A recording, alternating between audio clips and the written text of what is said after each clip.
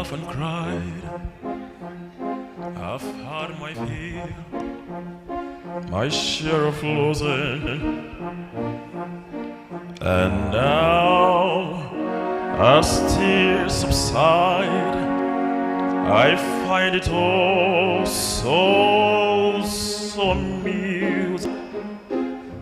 And may I say, no, not in a shy way. No, not me. But if not himself, then he's not to say the things he truly feels. Another was until it's my way. For ricochet, and I took the blows and did it my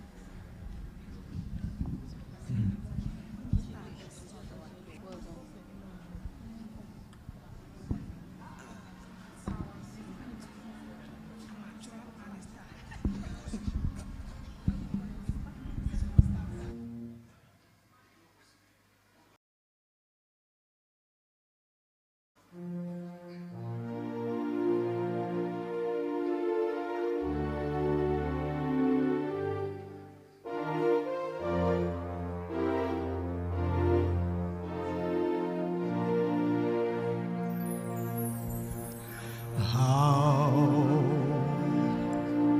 can I say thanks for the things you have done for me? Things so undeserved, yet you gave to prove your love for us. The voices of a million angels could not express my gratitude. All that I have or ever hope to be, I owe it all to thee. To God be the glory. To God be the glory. To God be the glory for the things He has done. With His blood He has saved me. With His power He has raised me. To God be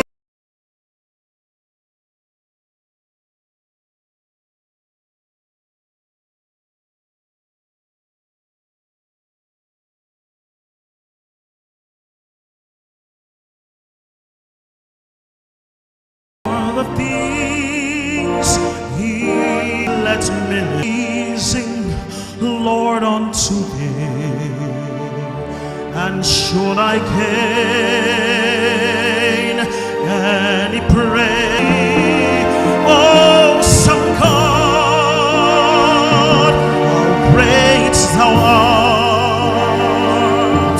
You are God, mighty are Your miracles, standing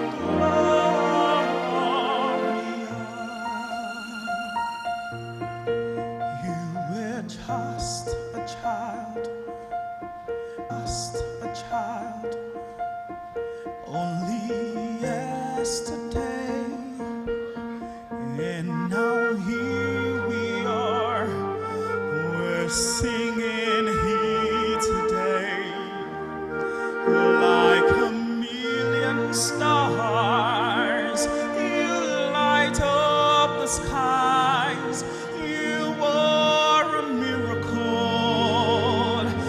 we can't believe our eyes, Gloria. Gloria.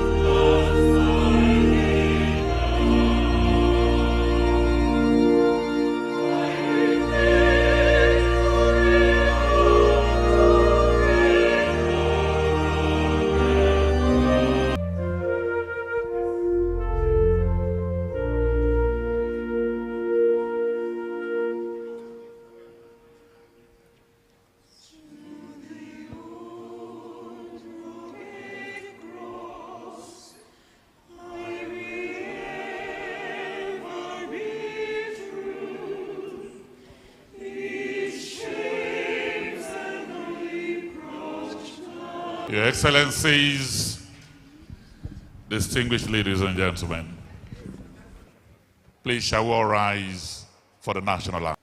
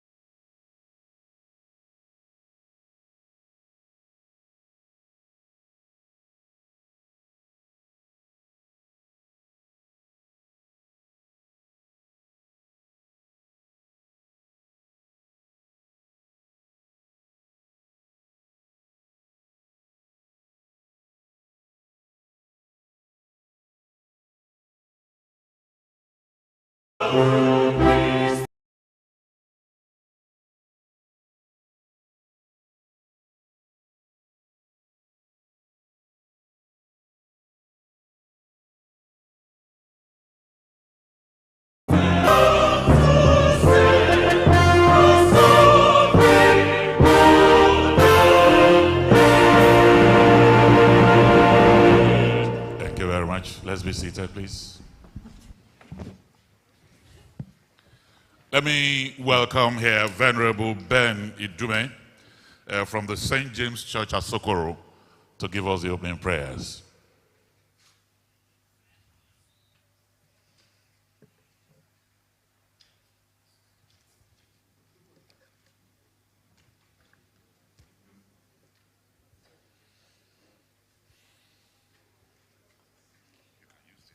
Lord Humphrey Nwosu.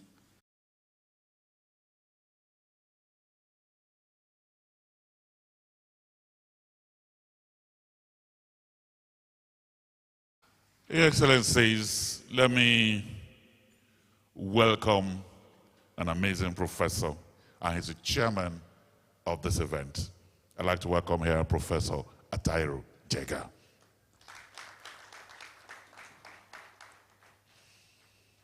But I'd like to specially welcome the matriarch of he was chairman of INEC, and when they were all shouting, you didn't announce the result, you gave him comfort at home. For the remaining years of your life, that's going to be very, very long, God and your amazing family will comfort you. Let's put our hands together for the matriarch of the family, Lady Stella Nwosu, amazing woman. Thank you very much. Let me also welcome Engineer Nnemeka Nwosu that is here with us. Welcome. Let's put our hands.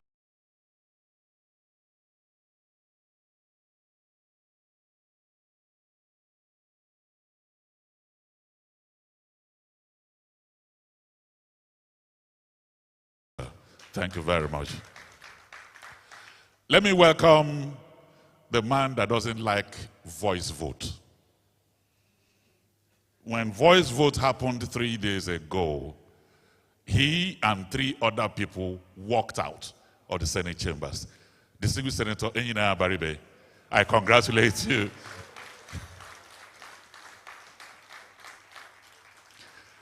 You don't know that walkout 20 years from now will write something positive in your legacy. Thank you very much.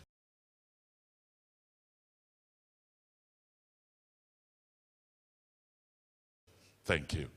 Let me welcome all of you, distinguished guests, ladies and gentlemen. It is with pleasure that I welcome all of you to this special event of so gone from our sight, but never. Atahiru Jega, very distinguished Nigerians, elder statesmen. On the area of considerations, the list was narrowed.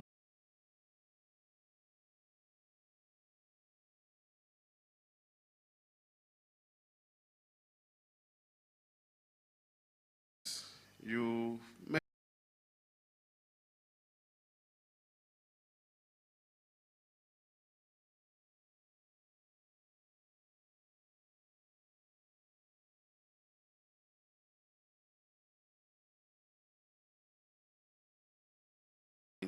of Nigerian political activities. It was necessary to reach to a point where we say you played a significant role in the annals of our history. And you taught us early enough how to do things right. And you also bequeathed courage to generations that will succeed you. And so we thought that it's necessary that even though he wasn't currently living in Abuja, that we use our nation's capital to say to him, Prof,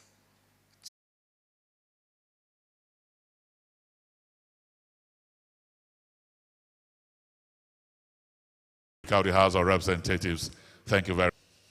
Who was first the Corps Marshal General of Nigeria, Minister of Aviation in Nigeria, and a major voice in public affairs in this country, Chief Osita Chidoka, is here with us. I welcome you. Thank you very much.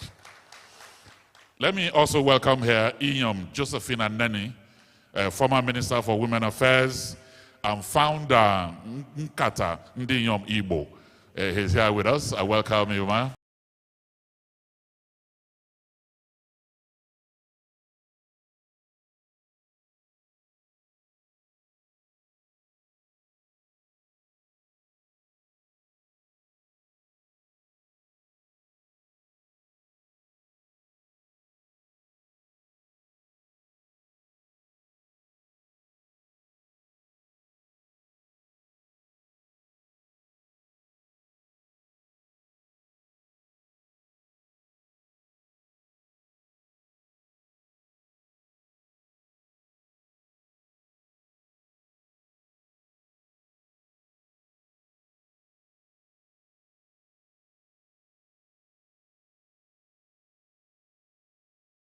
Stare us like an azure, clear as the waters of the brook, beauty like olive and roses in the morning, beaming with its colors like an ultraviolet glow. That's the kind of man we're celebrating. Let me welcome here Amanda Shea.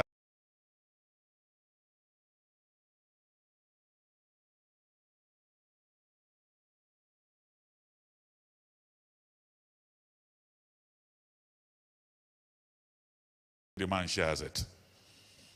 This professor, like he did, we're very happy he accepted to be chairman of this event. Let me welcome here one of the finest professors in the country, Professor Atahiru Jega, our chairman.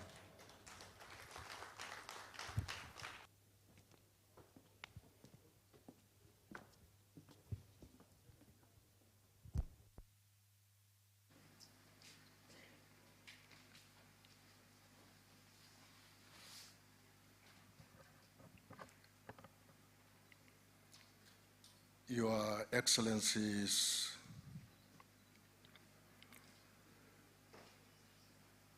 the family of Professor Humphrey Nwosu, friends, distinguished ladies and gentlemen,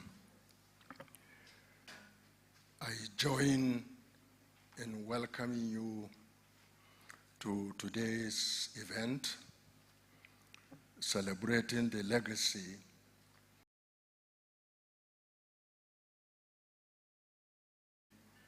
Nwosu. First, I apologize for coming in late. As many of you who know me know that. But I must tell you that there is more than this event, a remembrance of somebody I consider as a mentor, as a senior colleague, and certainly somebody who has done great commendable work for democratic development in our country.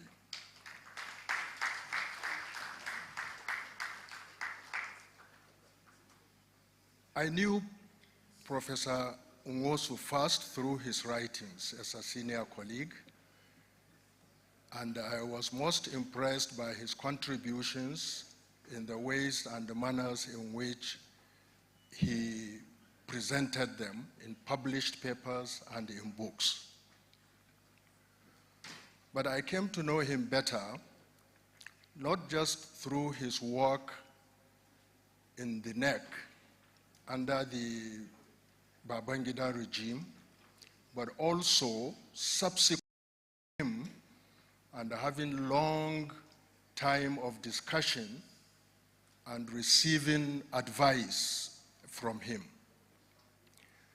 I must say that at the time Professor Nwosu became the chairman of NEC, many of us in the universities, in the academia, were already becoming apprehensive about the role that senior colleagues of ours were playing under the military regime.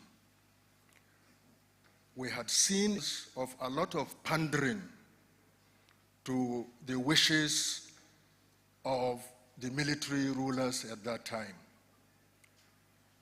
And we were I must admit, some of us were skeptical that another professor under a transition program of the military regime, the disrespect and the shame that we felt for some of those professors that were involved in government at that time.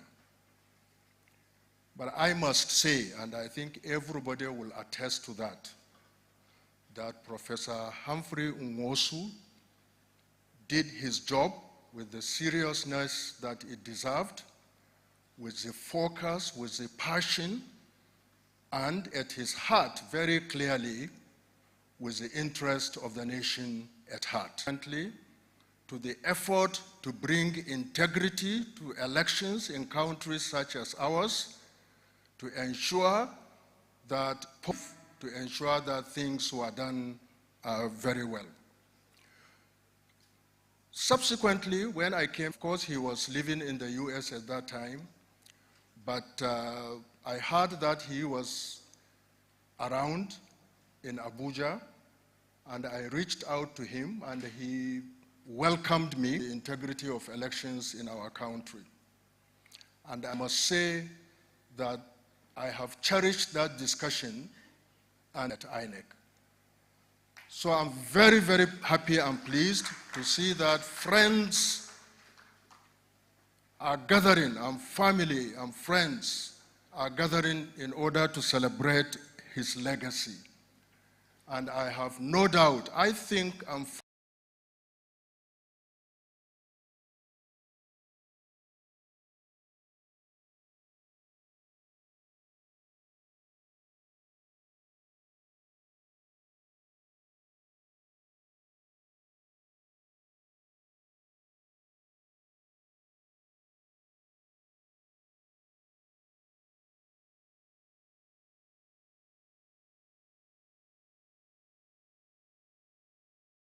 really as something that is very heroic and that deserves to be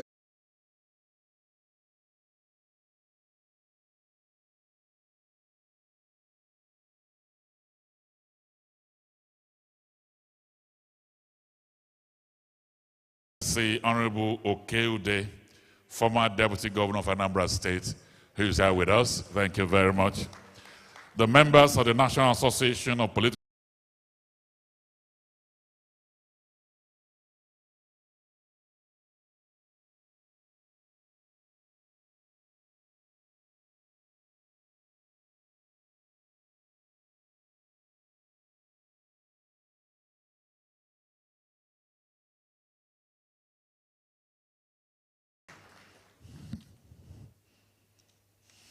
Let me say it's absolutely unique.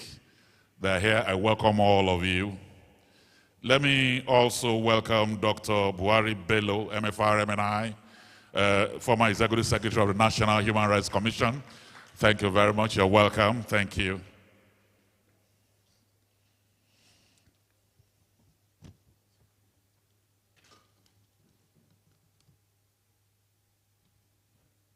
And let me welcome here former Governor of Rivers State, former Minister of Transportation. But this is a man who doesn't leave his friends. When he calls with us, I welcome you, sir. Thank you very much. Thank you.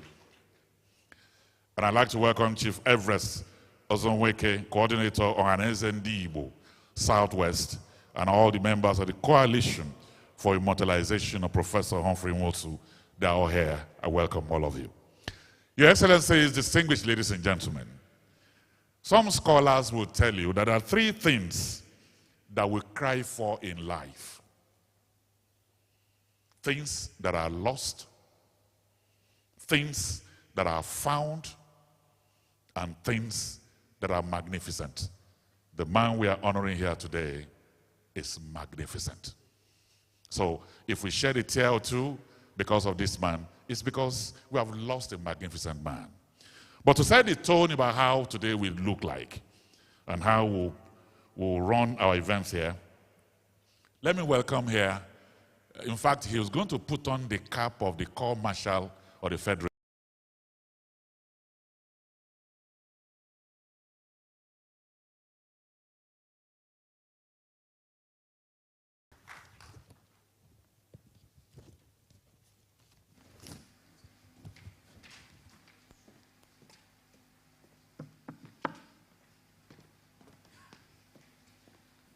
Star, the children, the son-in-law Emeka and Osi, and the wife, okay.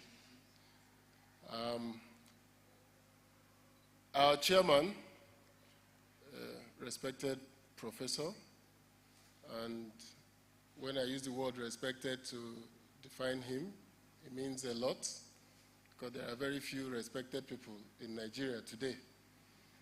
So it is an important appellation. The chairman of the planning occasion, former governor, former deputy speaker, and the birthday boy, who made a very loud national statement yesterday, bringing all of us together to wonder in Africa. So I think that today is a very good dovetailing from yesterday, the questions we asked and the answers we seek. My very good friend and brother, former governor of Rivers State, Rotimi Amechi, must be a link between human rights and the respect we should have and the dignity of democracy. Indelibly in the chronicles of Nigeria's search for democracy, justice, or a public servant, he was an architect of hope, because as chairman of the National Electoral Commission, he designed and delivered the 1993 presidential election. An open ballot system, he introduced innovations that drastically reduced fraud, restored confidence in the electoral process, and gave Nigerians a real taste of what it meant to freely choose their leaders. Many years after, by 2015, when Professor Jega introduced the innovations that led us to the card readers and the technology that led us to the election with the lowest amount of court cases, the 2015 election, he was building on the foundations of Professor Humphrey Nwosu. Because without the technologies that was present in 2015, he was able at that time to deliver an innovation that many still hold as the foundation of what we have today. It is sad that by 2019 and 2023, the number of court cases arising from our elections doubled, tripled, and quadrupled, because there were issues now about the conduct of the election. In a nation scarred by manipulations and cynicism, Professor Nwosu dared to do things differently. He knew the risk, he understood the power he was up against, but he believed in the people. And so he pressed forward, announcing the results of that historical election until he was ordered to stop. That act of defiance, quiet, principled, and patriotic, has echoed through the decades as high watermarks of electoral transparency and independence. So again, when you saw Professor Jega sitting stoic,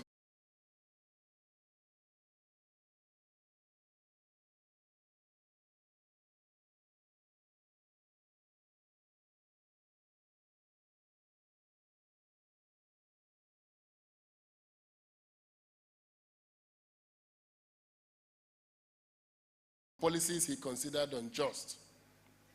Even at the cost of his career, Professor Nwosu paid the price for his courage of conviction. He was removed from office. The election was annulled, and for years his name was mentioned in hushed tones until time and truth began to vindicate him. What made him extraordinary was not just that he stood for what was right, but that he did so as Nigerian.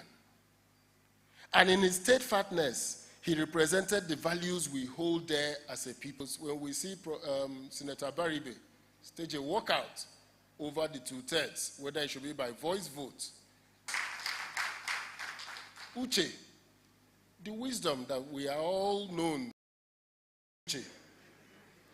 We value Uchu, the diligence, the hard work that led Professor Nwosu to build the NEC headquarters in Abuja, that led him to build staff quarters for his staff, that led him to do the hard lifting, that led us from option A4 to where we ended up in the election of June 12. And then finally he represented Eguchukwu, the fear of God.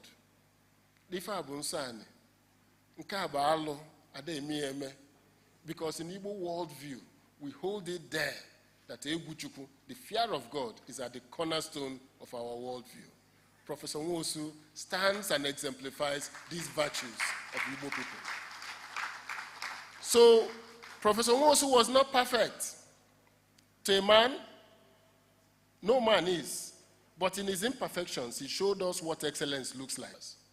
We cannot bury a man like that without going back. He placed that he taught out many things, including the MAMSA that he headed. On reformers at crossroads, Professor Nwosu and Nigeria's democratic journey. Every reformer has been put at a crossroad, one leading you to a destination, the other leading you to infamy. Whether you decide as a principal officer to say that you can determine 2/3 of a number by a voice vote, or that you will determine it by counting, that is at a crossroad. Whether you please the powers that be, or you represent the truth of the office you hold, that is the crossroad, and every leader must make it. It's Rose Oriaran Anthony, the Secretary of INEC, who will speak on a lasting legacy, Professor Nwosu's influence on Nigeria's electoral institutions. And then we will have a musical interlude before further conversations continue. We will keep it short and simple. I have taken some time to lay the foundation that today is not about our past. Today is about our future. It is about the future of Nigeria. It is about the future of what Professor Nwosu stands for. So in the next 30 to 30 minutes, each speaker getting 10 minutes, we will, I have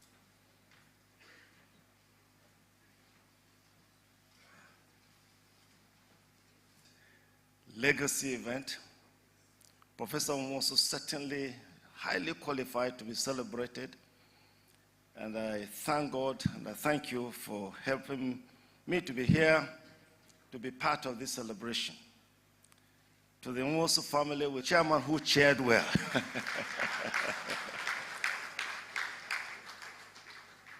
So I join the organizers for this to really thank you for finding the time to be here. Only educated in several schools and colleges up to the level of the school certificate.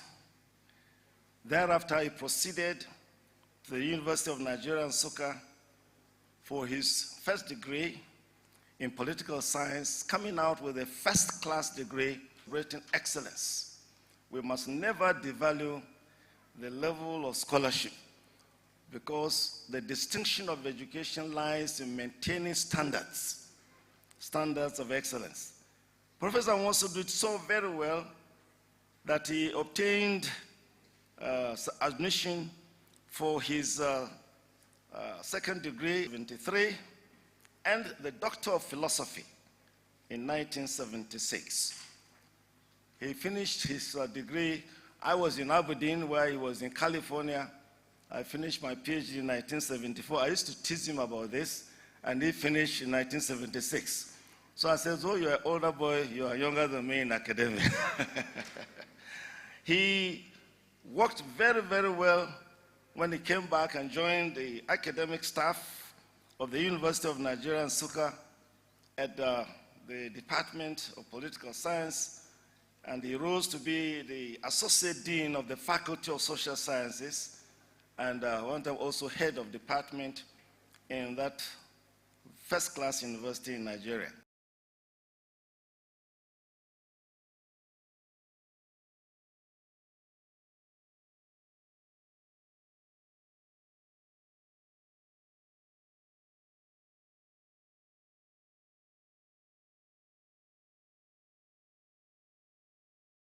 And rose to be a distinguished professor.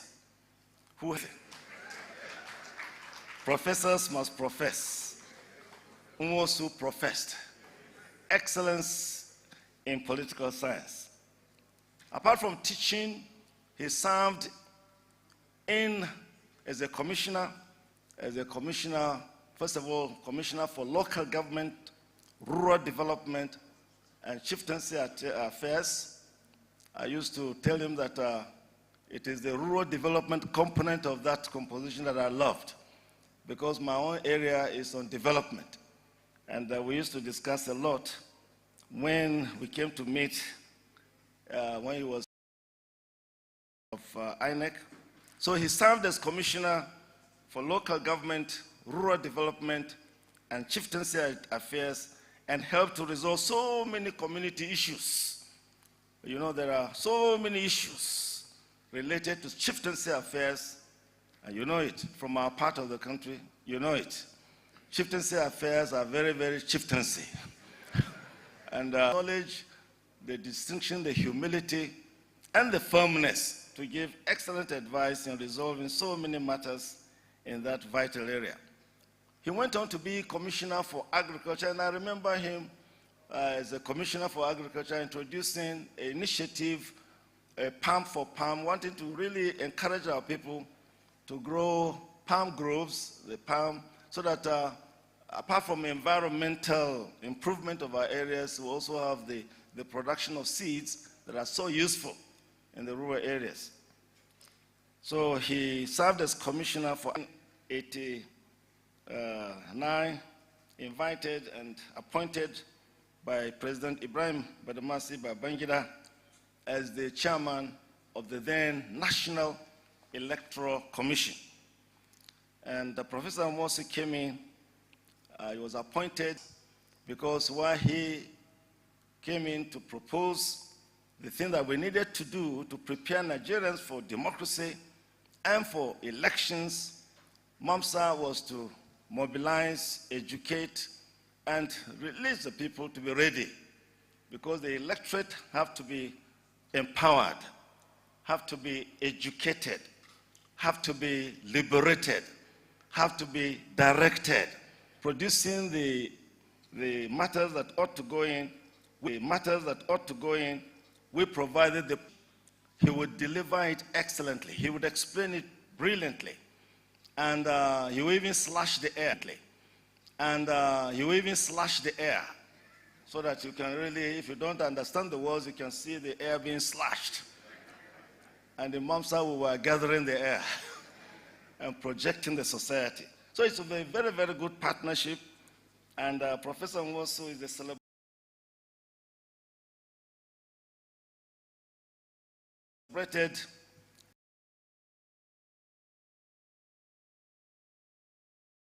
person who really produced the option A4.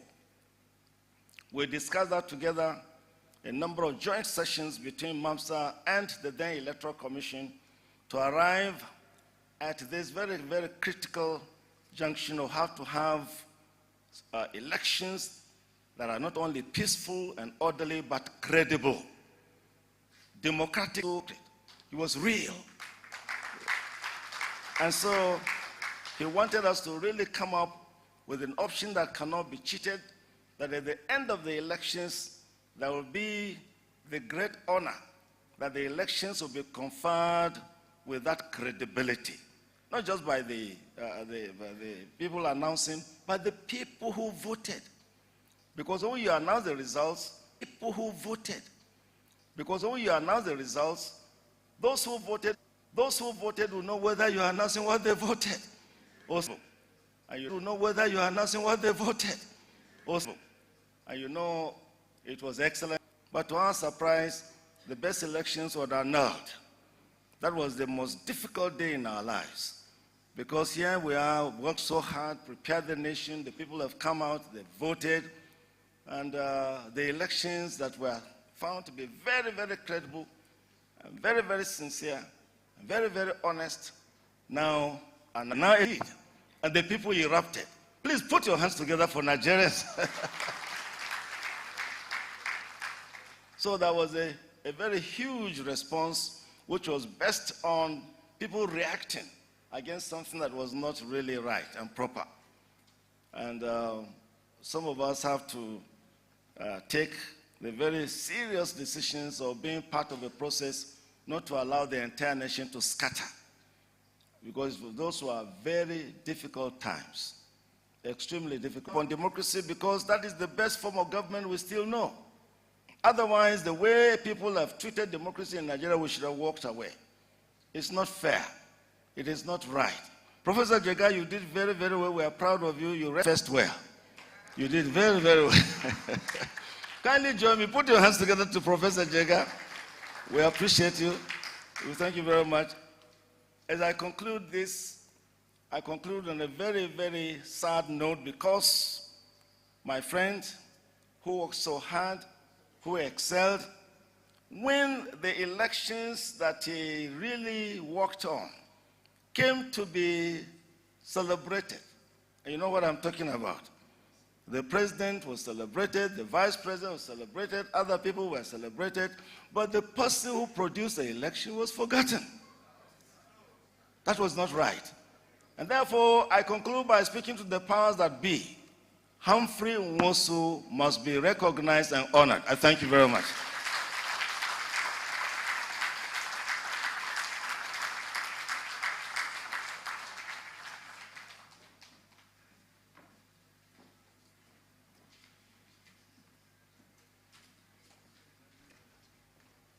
Did the man profess well?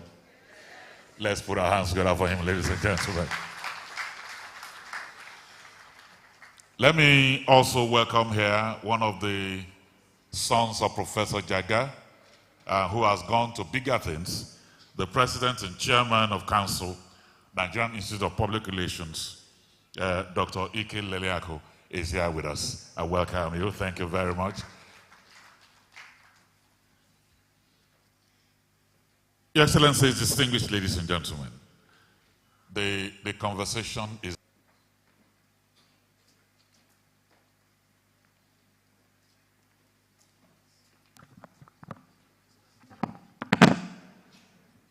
by acknowledging the family of Professor Nwosu, and then distinguished ladies and gentlemen. I will start by briefly talking about my encounter with Professor Nwosu. 7 a.m. in the morning. And we will gossip, behind himself and saying, you know, this man who should sometimes he will even be there before 7 o'clock, jumping up and down in his gray striped suit. And we say at a time he should be staying with his wife. Told that the bourgeois scholars, they are ahistorical in the way they analyze things, that they did not understand properly the role of the productive forces and social relations. First class honors in political honors in political science, behind his back, because we are radicals, we said, oh, this strong presence. There was one encounter that will let you know the way we were in those days. At one point, one of the lecturers we called bourgeois scholars came to, of the radical scholars. In fact, we were made to read books like Walter Rodney's How Europe Underdeveloped Africa. Okudiban Knowledge, Ethnic Politics in Nigeria, where we were told that ethnicity started in colonial urban centers. And in fact, that the colonial policy of divide and rule aggravated the situation, and the wretched divide and rule aggravated the situation, and the wretched of the earth by Fanon, which analyzed, they did a psychoanalysis of colonialism as a bourgeois scholar, and then he just wrote on the board, benefits of colonialism. Somebody at the back, the political science was humongous, and people do not seem to understand the environmental context at which you operate of demilitarization. At a point, they were preparing to hand over to a civilian authority. That involved two things, that he had to deal with the political class and at the same time deal with the military establishment. So it is not just enough that we understand the character of the electoral competition in civilian dispensations. We also need to understand the fact that when you talk about demilitarization in itself politicizes the military, because it creates a faction of those who believe that power should be handed over to the civilians, and another faction that are resistant because they do not want to lose their privileges. So the job of being the country's chief electoral umpire, even at the best of times, even when you are dealing only with the political class, you cannot. So let me quote one of the things he said about the interview. He said, the interview he granted to the news in 2008, he said, there is nothing wrong, I must say, with secret ballot system per se, but it has been thoroughly abused we have as a nation, is to embrace this two-party system, and he added, if we must, when you have these so-called 50 parties that have, when you have these so-called 50 parties that have no resources to know what is happening elsewhere, it is not democracy. They don't have resources to monitor, don't have structures. Why should we deceive ourselves and people say democracy? How? The Prof is, what Professor, he said something like this. In an interview in the same news magazine, he said something like this. So you will find that June 12th, they didn't care, and the parties cut across ethnic, state, and regional boundaries for a democratic political order without any hindrance. That day should be Democracy Day. I don't see anything that makes 29th May 1999 superior to June 12th. June 12th. So, without June 12th, there wouldn't have been May 29. In my view, it was an offshoot of June 12th. So in essence, long before, whether by political calculation or anything, June 12th was proclaimed as Democracy Day, Professor Nwosu had already started that campaign that was the right. Important when we try to think about the legacy of Professor Nwosu, and that is the whole nation of committing class, ethnic, and religious suicide. It was Amir Cabral, for those of you who are political scientists, the revolutionary socialist leader of the National Liberation Movement in Guinea-Bissau, who formulated the theory of class suicide. He explained it as the act of dying to the privileged class of one's birth, even though his own part of the country stood in a lecture I gave at the Nigerian Labour Congress, again chaired by Professor Jega during last year's independence anniversary. I made mention that for us to move so forward, we also need leaders who are willing to use the system to come to power, because it's difficult to come to power outside the existing recruitment system. But once you have come to power, to be able to turn against that system. And you see that Professor Nwosu did that.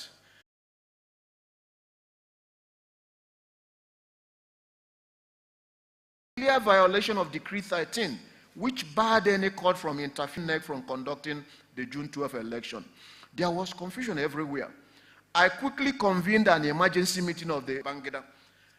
Professor Nwosu insisted, and I'm quoting Babangida page 273, Professor Nwosu insisted, to the dismay of top military colleagues, that he had enough powers under the law to proceed with the election, and he went ahead.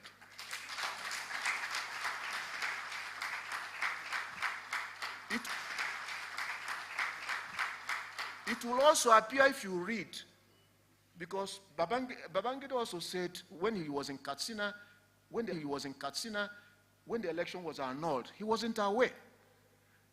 Election was annulled, he wasn't aware. In fact, when Prophet Rika, that nobody ever held a gun at him and that nobody slapped him. But the point was that as the locus of power shifted, and you simply knew that the game was over.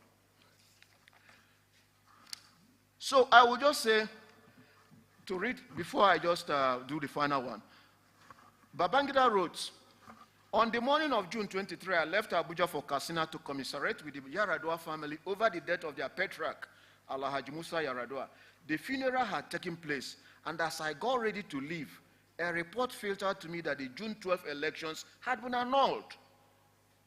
Even more bizarre was the extent of the annulment, because it terminated all court proceedings regarding the June 12 elections, repealed all the decrees governing the transition, and even suspended NEC.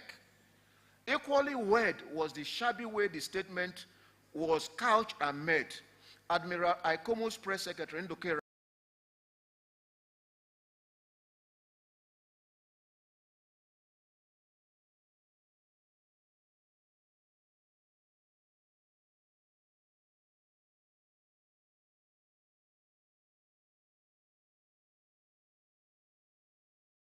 had read out a task book and some of the interview the prof granted in 2008. Unfortunately, nobody even, I wasn't able to lay my hands on his book, the book Report Government. And those shadowy government forces were the ones that annulled the election. What do we say, Professor Nwosu, what is his recommendation on the way forward for the country? Even after he left as INEC chairman, he continued to have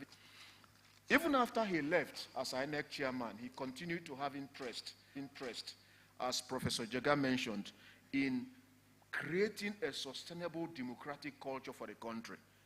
And this interview will be my last. Just to quote what he said. He said, I feel we should electoral reforms, modified open ballot system, and option A4.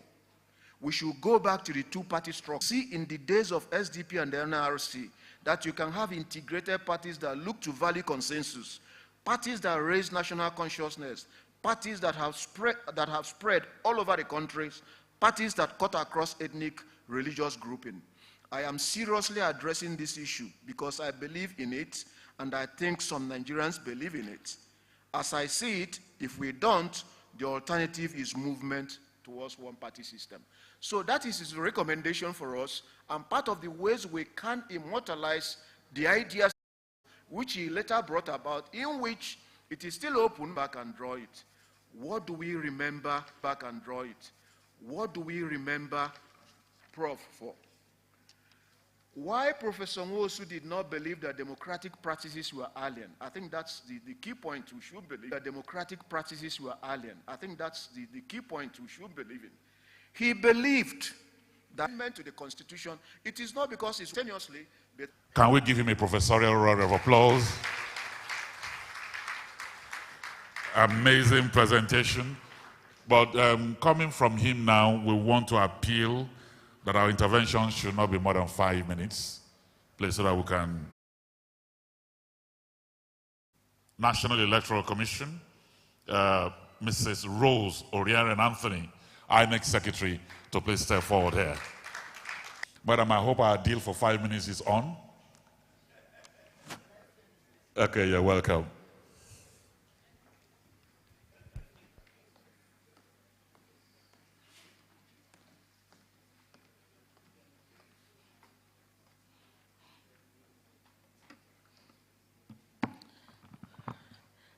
The chairman of this occasion, my former boss. A boss is always a boss for life. Professor Atahiru Jega, the chairman of the organizing committee, the former governor, distinguished personalities here present today, the distinguished family of our dear Professor Humphrey Nwosu. Permit me to stand on the already established, well-established protocol. Good afternoon. I stand here today to speak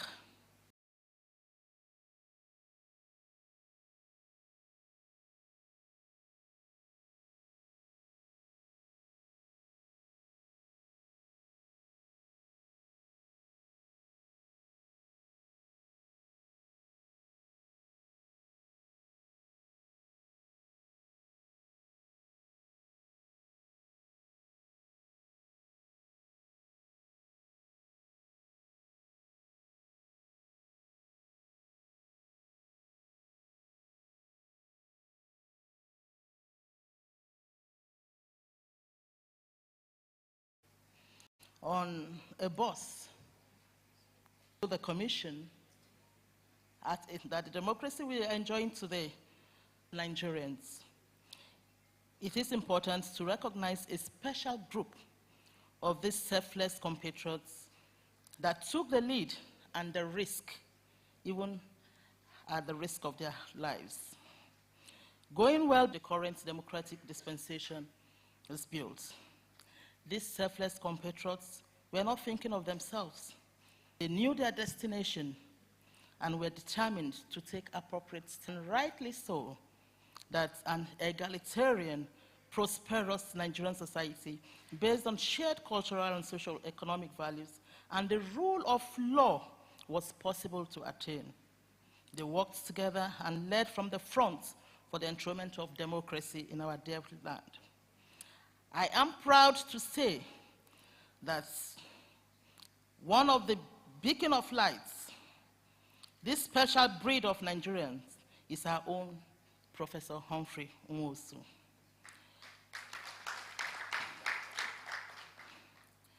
Professor Humphrey Nwosu came into the commission in 1989 and was saddled with the responsibility of conducting a transitional election. 1999 general election, which some observe came just steps that culminated in the adoption of the now popular option A for voting system, the open ballot, and going forward, the modified open ballot system. For the 1993 general, we're in the commission with him, who worked closely. Also, I was fortunate, the subsequent allotment of it, and the outcome was one that was it was a bitter pill for those of us who were in the commission with him at that time.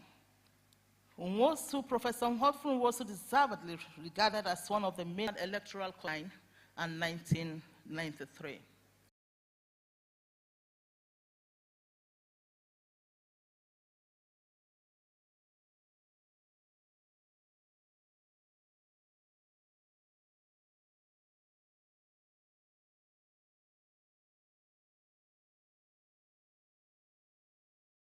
As pensionable staff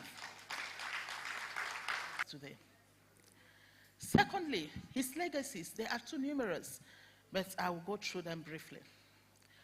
He also had saddled on him the responsibility of relocating the headquarters of the commission from Lagos to Abuja.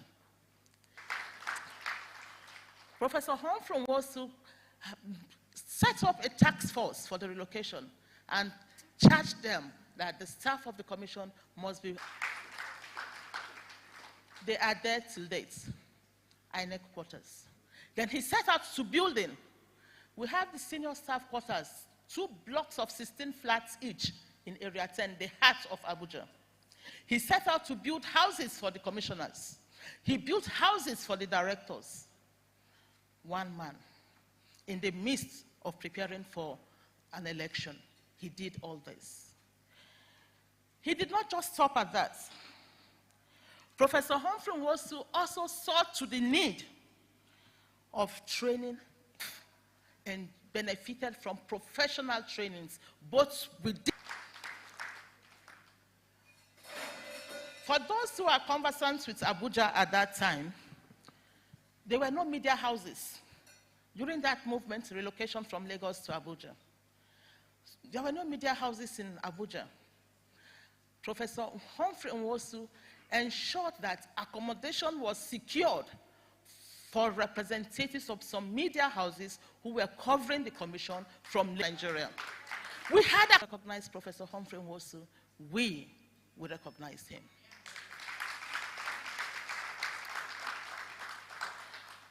Professor Humphrey Nwosu was not one to shy away from media interview.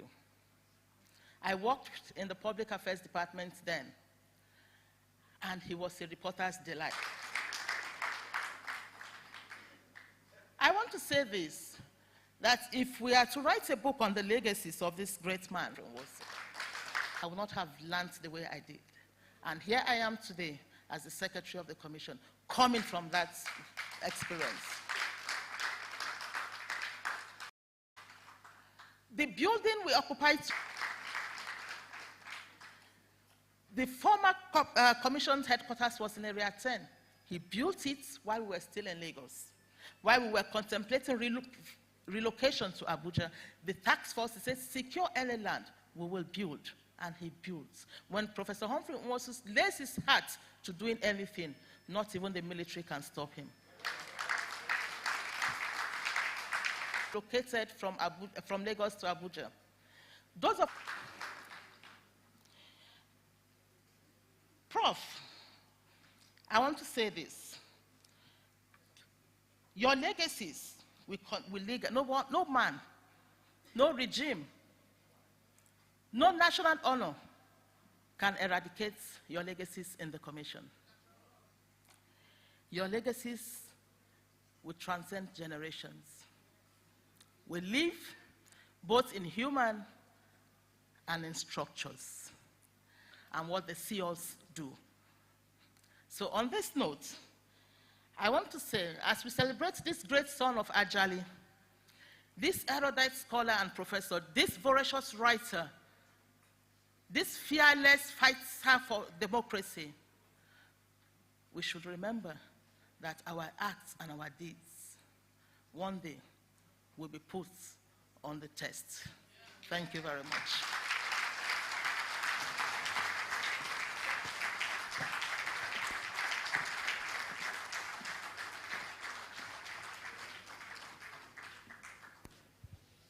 You know how they put it, that the reward of teachers is in heaven. Professor Nwosu was a teacher, but this woman is one of his rewards. Building human beings, building them. She was.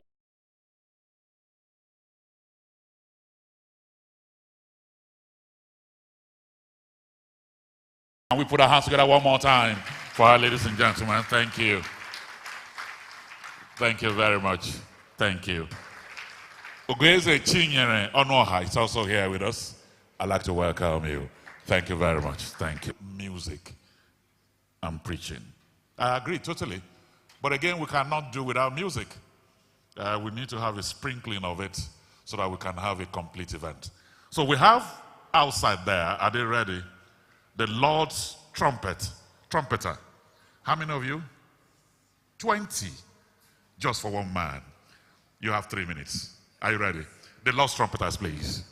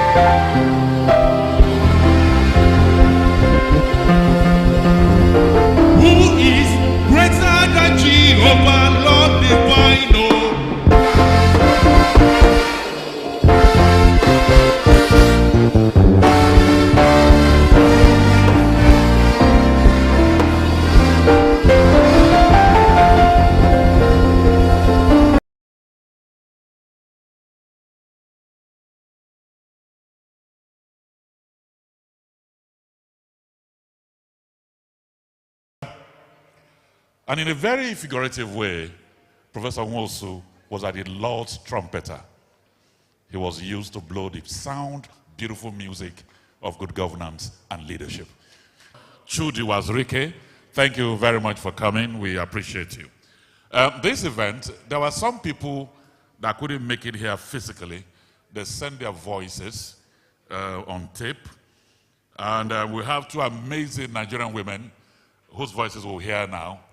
We'd like to start with the author, the novelist, Chimamanda Ngozi Adichie.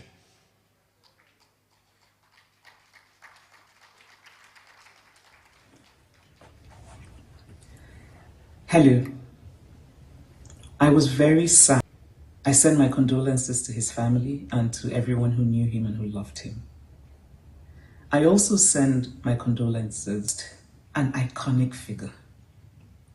That expression, a great man, can sometimes today be overused, but there is no expression more apt for Professor Humphrey Nwosu than, of course, that hope was later squandered, but the abiding idea is that when a people have seen what is possible, they never look back.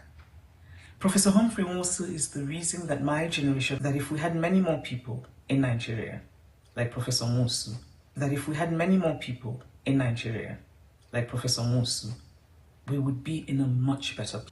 We would be in a much better place. If we had more public figures, if we had more public figures like Professor Nwosu, Nandokwa, Dalo, Makifeni Mela in Chanine, Dalo. Rest in peace, sir. You lost. Now go to a woman that has seen it all, World Bank, former Minister of Finance and Coordinating Minister for the Economy, and right now the Director General of the World Trade Organization. Please welcome here Dr. Ngozi Okonjo-Iweala. Excellencies, ladies and gentlemen, let me start by acknowledging the family of late Prof. Humphrey Nwosu on this solemn occasion. Ndono, Bikono, Jisienu Ike. Sorry I could not be with you in person, but I wanted to pay a little tribute to him on behalf of my family and myself. He was an academic in Anambra State government where he was credited with working closely with traditional rulers to strengthen their offices and put them in good stead to become more effective in the service of their communities, including settling communal disputes. Professor Nwosu was, however, best known for his role as chairman of the National Electoral Commission. Having been appointed in 1989, he presided over the conduct of the June 12, 1993 elections that some still regard as the most open and transparent in Nigeria, although the result of 3 presidents. Thank you very much, Dr. Ngozi Okonjo-Iweala. Your Excellency, Professor Humphrey Nwosu, one as a public servant, one as a scholar, and the other one as a family man. To set the tone again, let me welcome here the call marshal of this event, Osita Chidoka. Welcome here.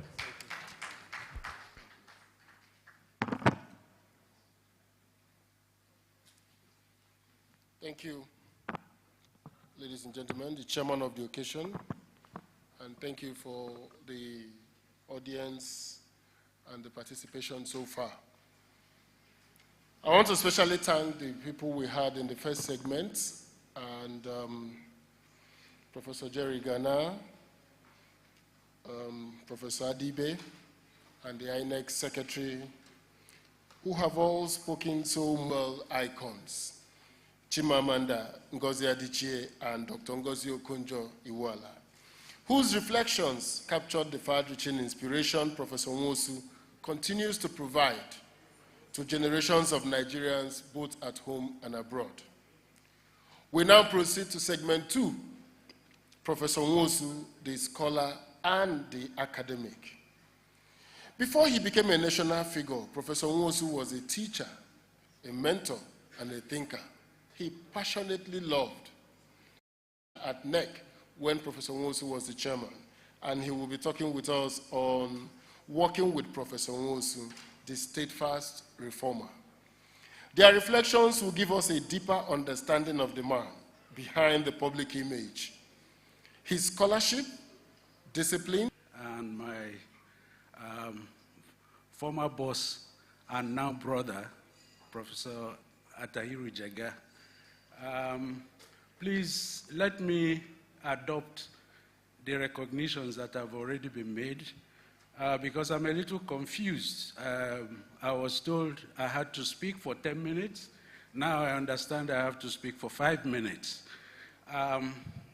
But in doing that, I don't think I will start without extending my very deep condolences to the family of my teacher.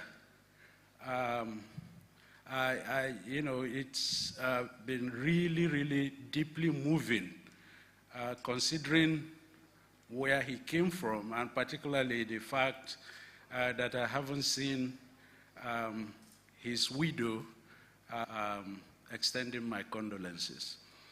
I also want to thank the organizers for this rare opportunity to pay tribute to one of those who actually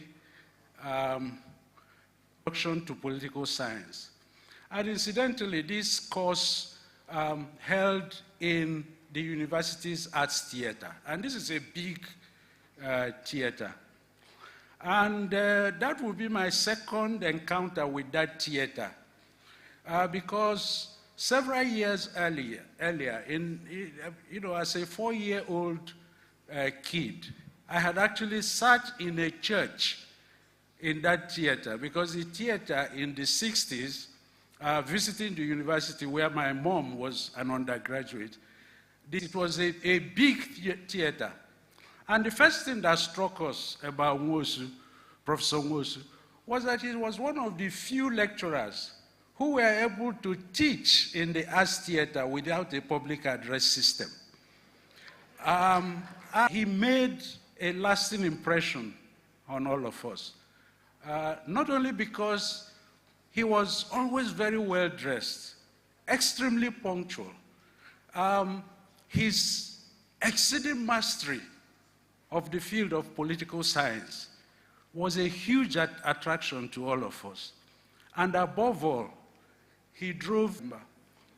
And so the influence of having this, and by the way, it was common knowledge at that time that he was also a first class from the department. And that meant that this was one that we could aspire to be and mentor the young without necessarily being exceptionally close to them.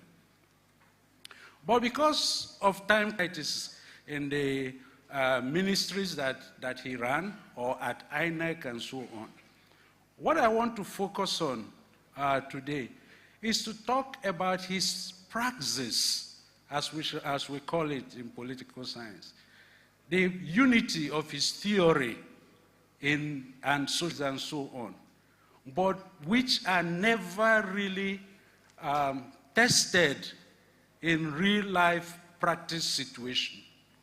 Professor Nwosu was not just a practical theorist in the sense that he used his theories to inform his practice, but he was also a theoretical practitioner. Because for those who know him, in the process of his practice, he was able to refine and improve on his theories. And I think this is extremely important. And this is where I then talk about the roles of the academic in government, in those roles, and the role of the university in those kinds of roles, particularly as it regards democracy, which incidentally is a core concern of our discipline. I had the rare opportunity of working with the MacArthur Foundation of Chicago for a while. And we were at the point where we were coming out of military rule. all sorts of emphasis were placed on governance issues, particularly democracy and human rights. But we were probably one of the few, to me as a political scientist, how important today that dictum produced young students who are clear-minded about what democracy should be, and who find a lifetime commitment to the promotion of democracy. And so it has become clear to me democracy has also declined. Unfortunately, we don't often make that connection. But I will give you a little anecdote as to how they are connected. You will notice that I have not written a paper, and I keep saying this. It's my revolt against the situation in the university. A professor of 25 years, I still earn about $300 a month in the university system. So rather than spend my time trying to write these fancy papers, I often spend more time trying to find alternative means of survival. And I thank God that this was means of survival. And I thank God that this was not the case. Come out very clearly, and it is not a surprise to some of us who Professor Nwosu taught, is the extent of courage that he displayed in his work, and that has been said over and over. But I took 3 things from him, which also, if you like, shaped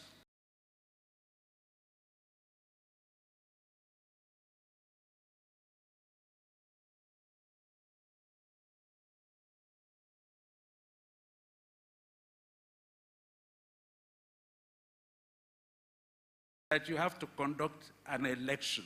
It's not something for the faint-hearted. So that is one. Secondly, it is also important to be a master of the subject area. Knowledge is extremely important. Professor Nwosu had that. And finally, it is your courage. And by courage, I capture a couple of things. But the most important of all of them is integrity. The fact that even behind your back, people will say he or she will not get involved in that, even behind your back. So these were the 3 things, one gleaned from him, and which also tried to shape my own role, not just as Chief Technical Advisor of the Commission, but later on as National Commissioner at INEC. A lot has been said. Professor Nwosu has not received the recognition that his legacy deserves. And that really resonates with me. It is interesting that, I don't know if anybody has done this review, that not a single INEC chairman or INEC commissioner has received a national award from their work in the commission. And I think it's interesting. And I say this, and that reminds me of something you told me, Professor Jega, in 2010. And I will just end by telling this brief story. Because we had just arrived at the commission. And I was involved in the writing of a book, and incidentally and ironically, the book was on one of the main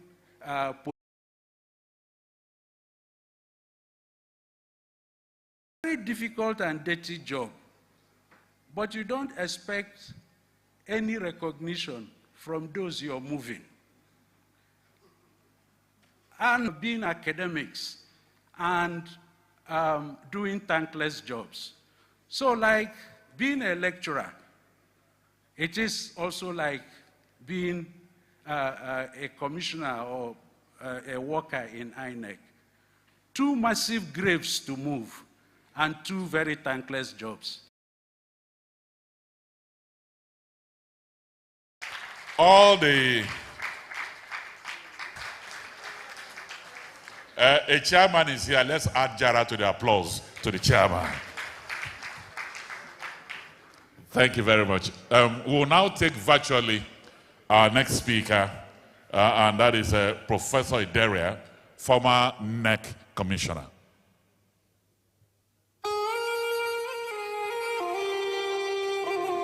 First of all, let me thank you again for giving me the opportunity to speak, because I should not just be speaking, I should really have the time.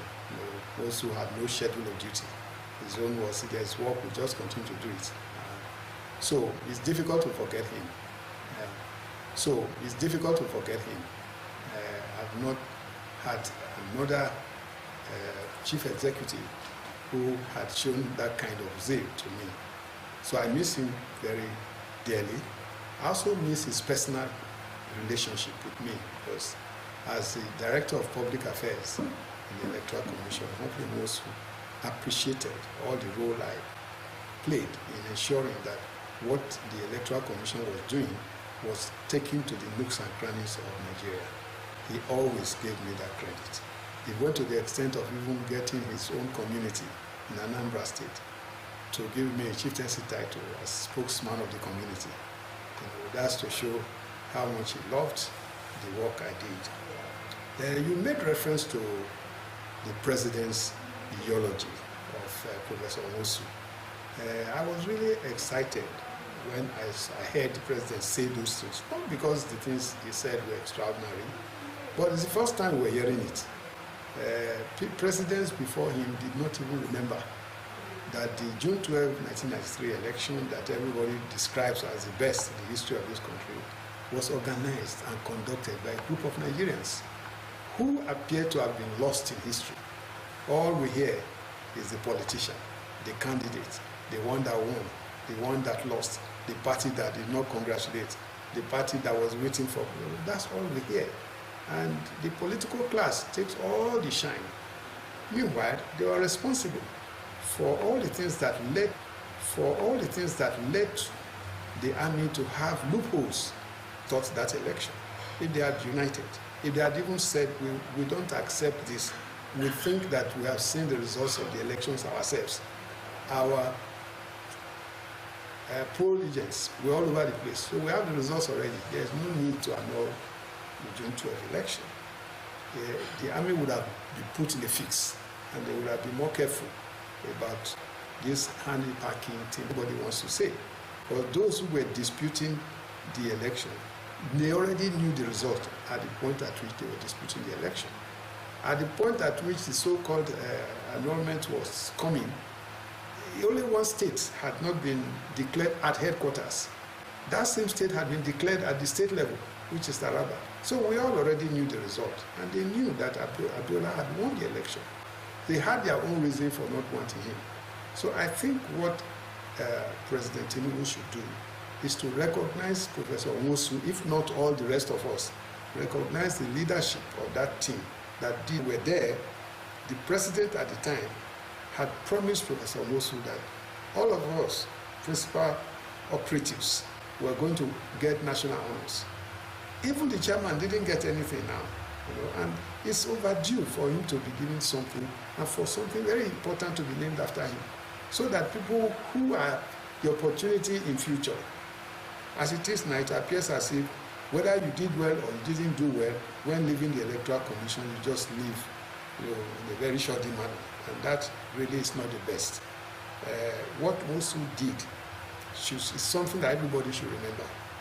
We had fantastic commissioners, and people were really ready to work, and we were all given a kind of target.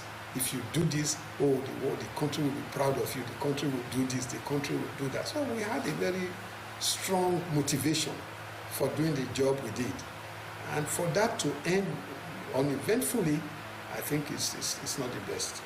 So I am praying that as we lay him to rest, we should remember him. Not just we who worked with him, the nation should remember him. And I continue to call on President Bola Ahmed Tinubu to immortalize Professor Humphrey Nwosu. He deserves it.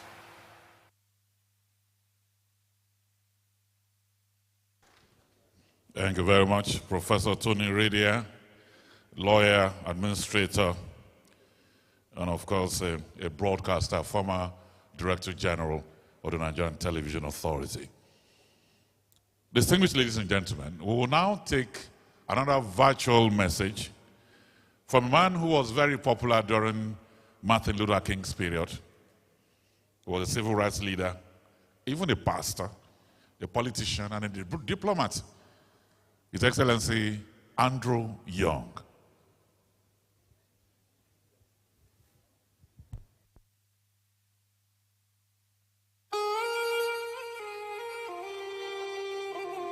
First of all, let me thank you again for giving me. To the Embassy of the Federal Republic of Nigeria in Washington, D.C. I'm Ambassador Andrew Young, former Ambassador of the United States to the United Nations.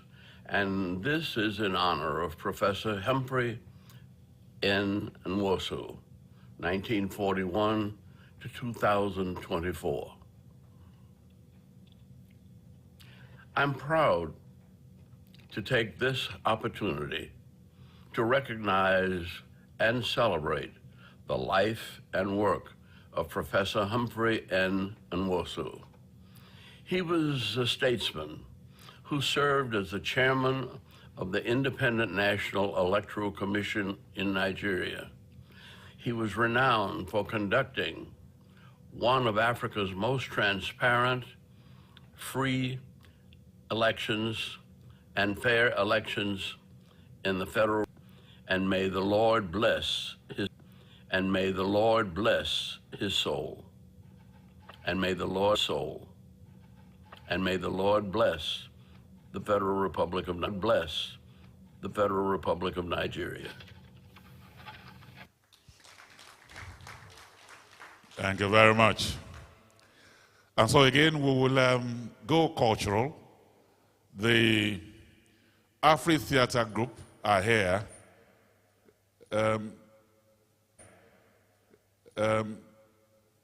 Please, as you are bringing in the chairs and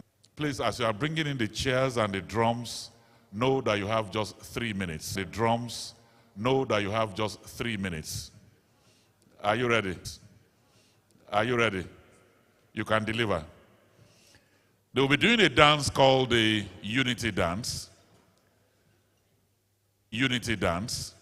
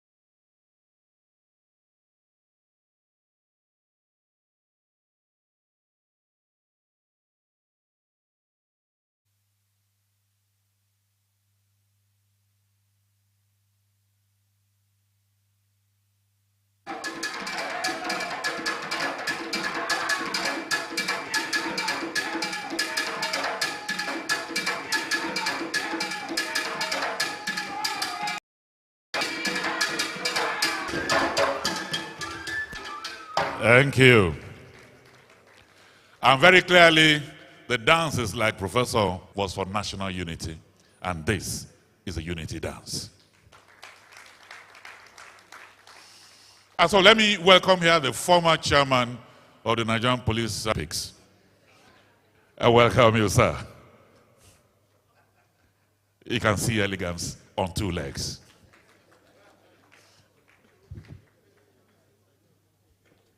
Oh, he just corrected me now that in 9 months he will. I salute you. Members of the great family of Humphrey, receive my condolences. I thank everyone here to have come to celebrate this great man of Nigeria. That typical. In Igbo land, we have a clan called Yaros. Very brilliant set of people, and very itinerant. There's hardly any part of Igbo land you don't find the arrows. And wherever they are together.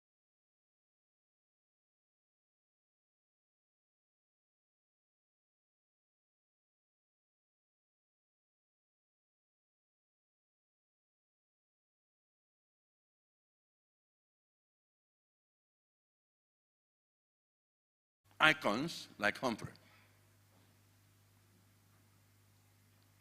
You celebrate those who falsify results of elections.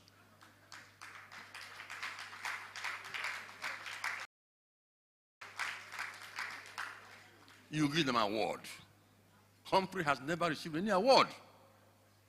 And I'm hearing too that who served like you have received an award. So all the awards then are going to mostly falsehood.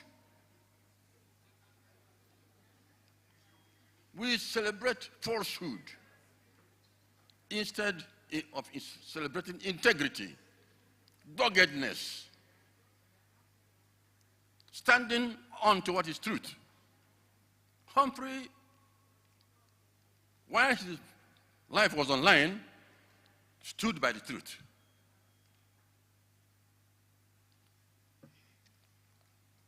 And he died on the truth.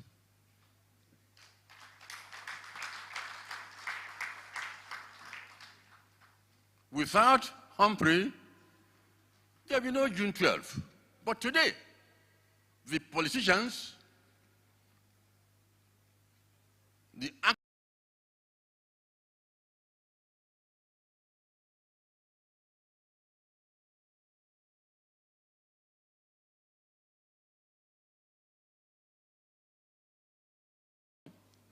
as former president, award of GCON, but not a word of commendation even to by the president.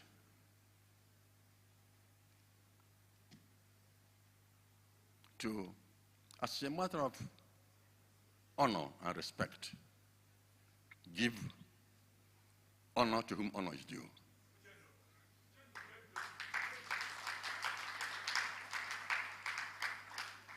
At least we have heard from the secretary of INEC that it was Humphrey that saw to the building of the current headquarters of INEC.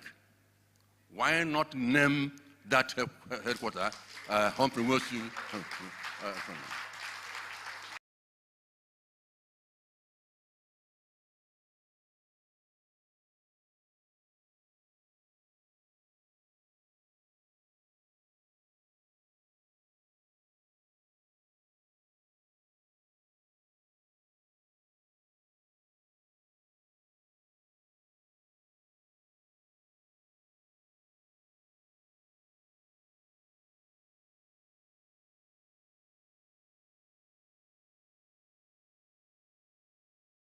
That headquarters should be given that name.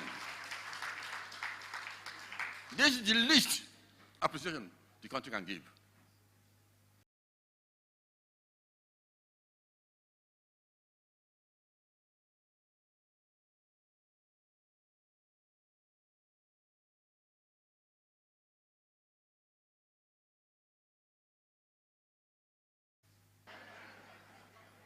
All those who hear to whom the viewer hear their voices, please help me and help everybody here who thinks like me to give honor to whom honor is due. Thank you very much.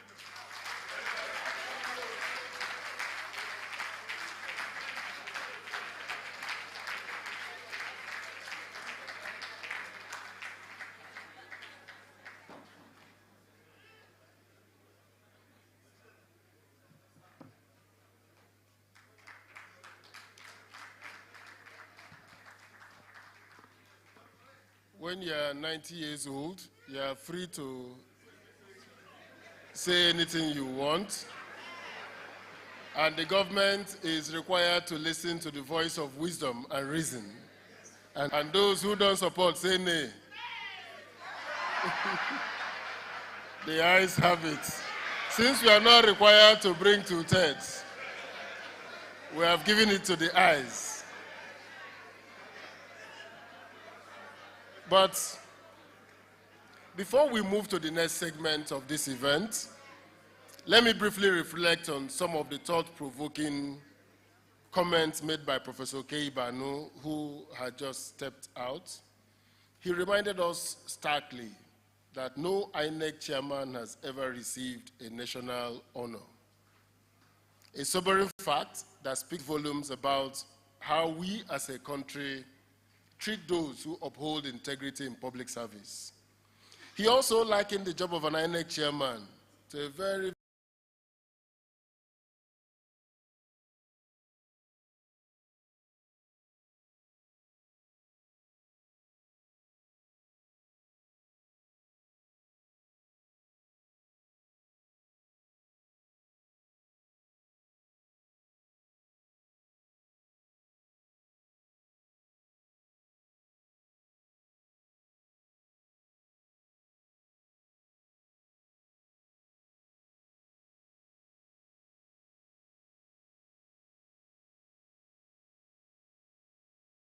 very interesting metaphor, ask for which no one thanks you.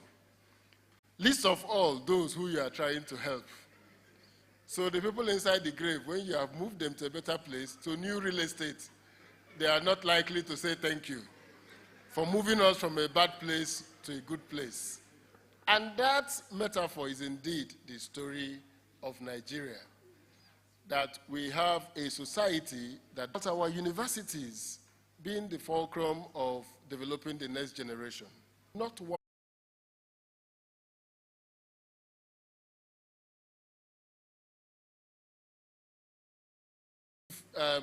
transparency to the product of our electoral process. Honors. It looks to me like the former chairman of INEC, those who have worked with integrity, are actually in a was now sent to SSS detention. So while he was investigating him, and the man did not deny that he took the money. His only denial was that he gave bribe to EFCC. And because he didn't give as much as they wanted, that's why they are persecuting him. That was his defense. So on this note, we are going to the last segment of our time. We have seen him as the scholar. We have seen Professor Nwosu as a scholar. We have seen him as a public servant. Now we want to see him as a family man.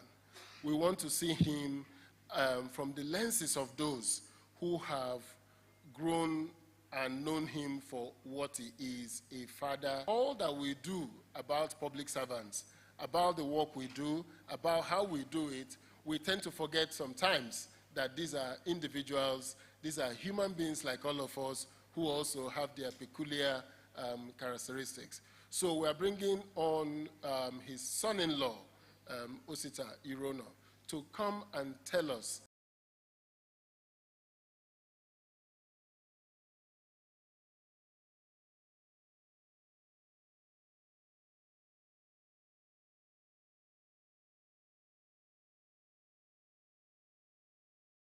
Igbo mmamano, Igbo mmamano, Igbo mmamano, Nigeria mmamano. I'm so, a lot of people have said a lot of things about my father-in-law, and I can tell you the greatest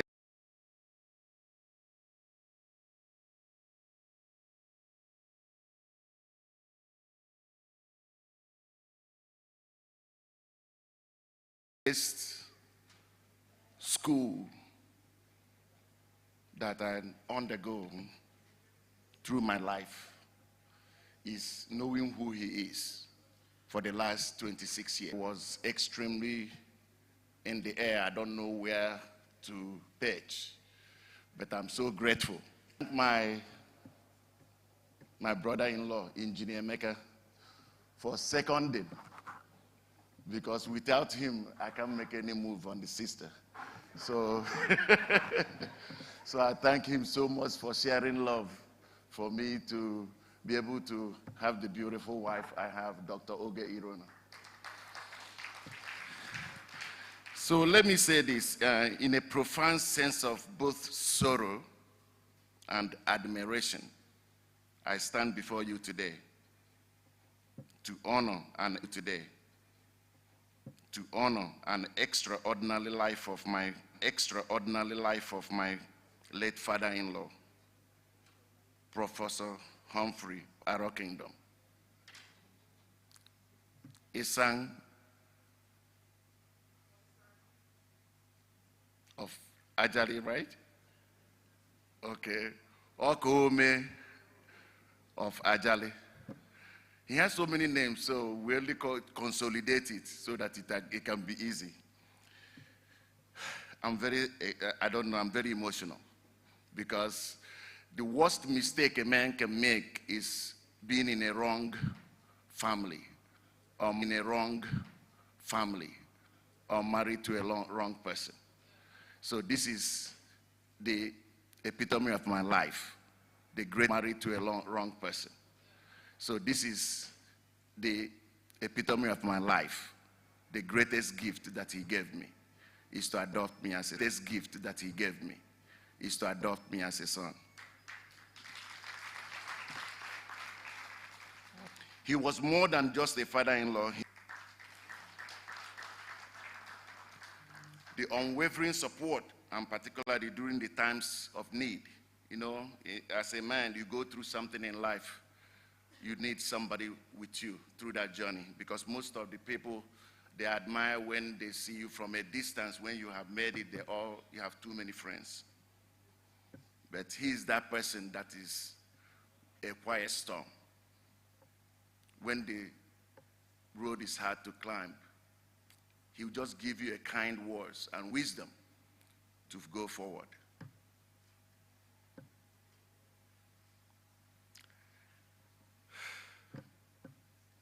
The depth of my longing for you, Daddy, is immeasurable.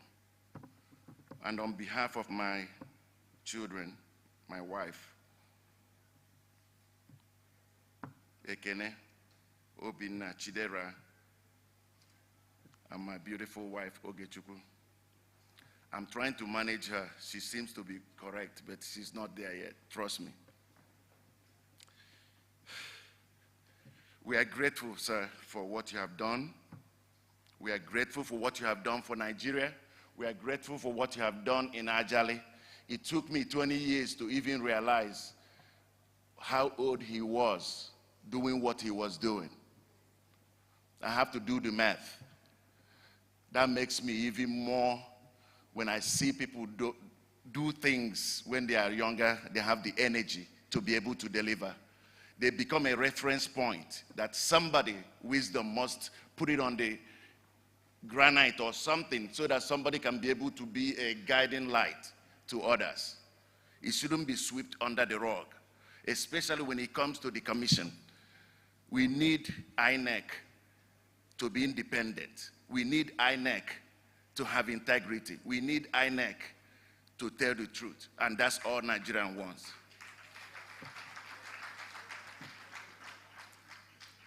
So solemnly I pledge to abide by your principle.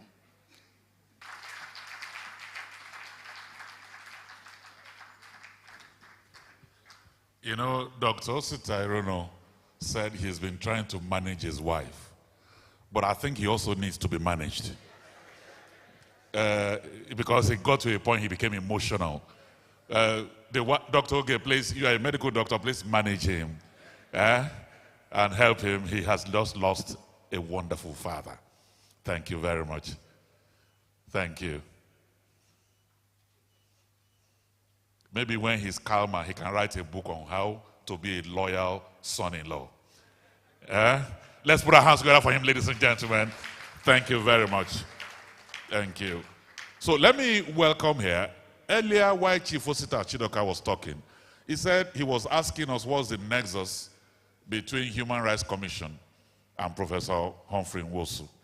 Because the former executive secretary is here, and the current one is also in the room. And the two of them are going to speak to us back to back almost. So let me welcome the former executive secretary of the National Human Rights Commission, a man who knew Professor very, very closely. I'd like to welcome here Dr. Buhari Bello. 3 minutes. Dr. Buhari Bello, before you rise up, it's 3 minutes, so. I will allow you to walk here. Your time is not counting yet. The moment you are standing in front of the microphone, your time starts. Let's appreciate him. 3 minutes. Thank you very much. You're welcome. The chairman of the occasion, children here, the chairman of the National Burial Committee, permit me to stand on the rest of protocol because of the time given to me. 3 minutes, I don't know, then maybe I can just go and sit down. For me to talk about Professor Humphrey wasn't been said so much. But there are some certain things that it's only me and Professor Nwosu were witnesses to that occasion, and no any other person, maybe within the commission, like I want to say. And I had a prepared speech, but I found out that it's impossible for me to read that speech because the time is not there. But I started that speech by saying, cowards die many times before their death. Of all the wonders that I've ever heard, it seems to me most strange that men should fear, knowing that death is the necessary end, and it will come when it will. This is from Julius Caesar, the classical book by William Shakespeare. I would just like to give you a very brief itinerary of when we were ambushed by the Association of Better Nigeria, so-called, of Chief Francis Arthur Nzeribe, the late. We were ambushed in the sense that they filed a case and served in May 18th, 1993, and this matter was left in the registry of the court just for the purpose of ambushing us. It was served to us. So when this matter was brought to me, I sat down, I looked at it.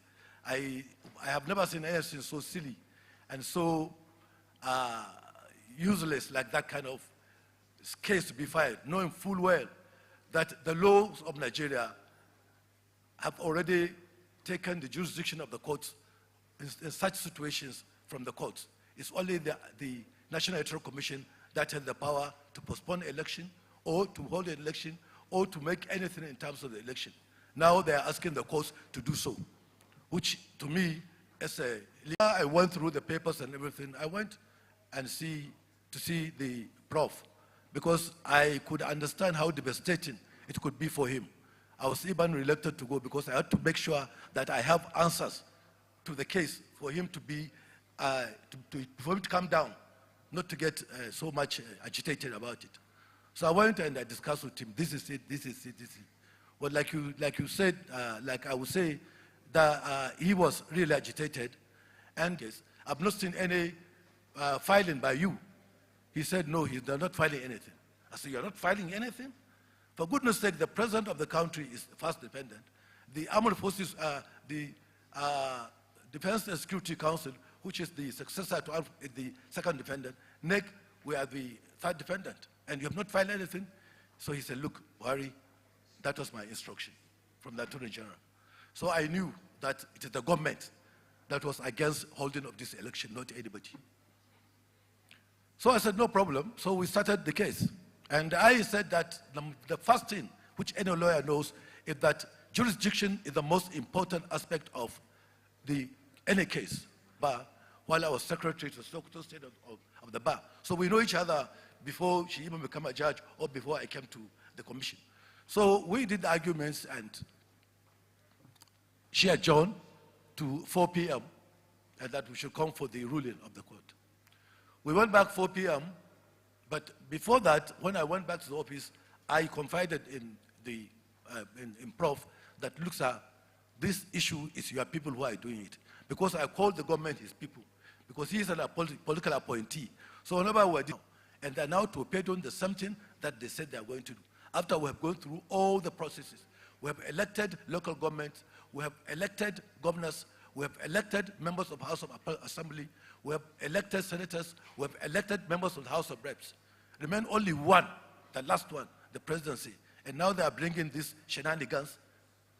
So he said, well, Bello, just go and do what you can do. But let's go and hear what she will say. 4 o'clock we were there. The judge was not there. 8, 7, 8, 9. So at that time, when we were waiting, Chief Father Ezeribe came to me. He said, Bello, I had another skirmish with him earlier on when we were in Lagos, when he was thought to be governor of Imo State, and we disqualified him. He went to tribunal, and I defeated him. He went to Court of Appeal, and I defeated him. So he called me, he came to me, he said, Bello, I know you are a very good lawyer. You know we had problems with you. But this time, you don't know what is going on. That's what he told me and him. He said, Bello, this time, there's some things you don't know. You don't know what is going on. And I'm telling you, this time, you will not win. He said this to me. So I just smiled, because I just confirming my own assumption that the government is involved in this issue. So his other colleague, I've forgotten his name, there are 2 of them, Bemola Davis, also came to me to say, Bello, you don't know what's going on in this country. Anyway, do your job, but we will laugh last. So I said, okay. We are waiting for the judge to come and give military about that provision, because it is limiting your autonomy, limiting what you can do and what you cannot do.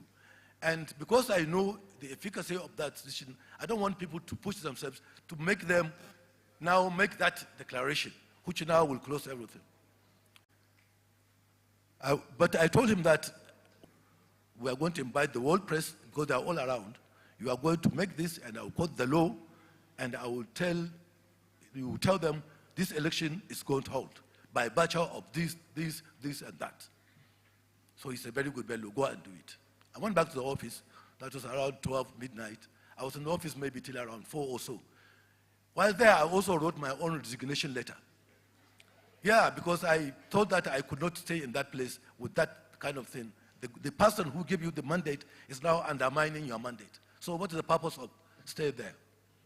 I wrote it and kept it in my pocket, should in case of any, whichever way it goes. If we are going to do the election, I will stay and do it. But if they are saying to go no election, then I have no purpose. The election is over, so my purpose is over. I should go home. So in the morning, early in the morning, around 7 o'clock, my wife woke me up to say, Prof is here. Prof has gone to my house by 7 a.m. I said, oh, I don't know what's happening again. Maybe it has some developments. So he told me, say, look, the Attorney General wants to see you. He said you should come with all the laws that you cited in the court and all this. So I told him, why should he ask me to do that? He's the Attorney General. He's the custodian of the law of this country. In his own house, which I know, there's a library that contains all this law. What does he want me to come and do? But he said, no, Bello, please, I know, just go, don't mind, just go and hear what he wants to say. I said, okay. I didn't even take a bath. I just put my safari suit and went to his house. And lo and behold, the first person I saw when the cook or whoever is his houseboy opened the door for me, could you believe it? That was Chief Philip Omadi in a towel with a toothbrush. This is the lawyer for ABN, sleeping in a Attorney General's house. So what do you say to that situation? What can you say to that situation? Chief Omadi, when he saw me, he could not, he just like a rat and a cat. He did like this, because he didn't know where to go. And there's Buhari Bello in front of him. We just finished argument of case against the government, and he's here with that. He slept in a Attorney General's office. That day was one of my saddest days in life, because I love the legal profession. I come from a family of judges, actually, and I wanted to be a judge myself. But what I saw that day put me off the legal profession completely. Believe you me. So Attorney General came, he saw me, and then he said, okay, come, Bello, with this, and this. He said, he didn't say anything actually. He just said, don't mind, we'll take care of the situation. You did well, I left. Yeah. So I was in the house again, then Prof called me. By that time we have this, we don't have mobile phones, we have landlines. So I picked, he said, he's coming. I said, what's happening? He said, we're going to Villa. I said, for what? They called, he said, no, let me come. He came. He said, Attorney General told him that they're having a meeting at 10 o'clock a.m. to discuss this matter of the case and what we did in the court yesterday. So I said, well, Prof, you are the political appointees. That is for you to go. He said, no. I said, did they invite you to go? He said, no, nobody invited him. But it is impossible for them to go and discuss this matter without him and me. I said, well, if you think so, since they didn't invite you, they won't even allow us to enter the villa anyway. He said, Bello, let's just go. If they allow us, fine. If they don't, we know what to do. I said, okay. So I just packed all the books that I did, all my submissions, and went with them. When we went to the gate, the people I used to Prof anyway coming in, so they didn't even ask whether he is invited or not. They just say, pass, pass. They just opened, he went. We went through. When we went, the ADC to Babangida then was late General Bamali, who was then a lieutenant colonel. So the moment he said, Prof, you come. Okay, they are discussing your matter today, so you better go. He didn't even ask us whether we had been invited or not. We just entered. We were the first to be there in the hall. There was nobody. So we were there just talking of how we are going to, face these people. By the time Babangida and the rest came, they were looking for the Attorney General. Why is the Attorney General? Attorney General was nowhere to be seen. Why is the Attorney General? He was nowhere to be seen. Then we started talking, but still, what do you call him? ICOMO was sitting. But why is the Attorney General? Then they said, okay, the Secretary of Government of the President, he saw the Attorney General early in the morning. He was around, but he didn't know where he is now. So he stood up and went, and then he came back with the Attorney General and the right to interfere with anything until after the election. And I cited that to her, and I told her she's bound by it. Peme refused to listen to me. So I also told them, this is the case that we followed, and there is no other case in the Supreme Court, because that court, they didn't go on appeal, because there was no need for them to go on appeal. It was what we say, res ipsa locuto. The fact speaks on itself. You cannot go, because the statute have taken your right as a judge to make to the National Defense and Security Council. All he said was that, you remember I told you, let's just make a decree to nullify all this transition. That's what he said. He could not reply on points of law what I presented to the council. So while we were there, again, they were deliberating, he called me, the Attorney, he said, Bello, come. It's a round table like this, so I have to go round to his place. And do you know what he told me? Even though I think I am giving secrets to the book I'm trying to write on this issue too, this man asked me, Bello, are you sure that NRC will win this election? That was what he asked me. I lied down, Bello, are you sure NRC will win this election? I became another devastation. I said, so these people, all this they're doing is thinking that NRC will win the election. That's all their mind is. They don't have any option 2, option 3, option 4, option 10 of what happened.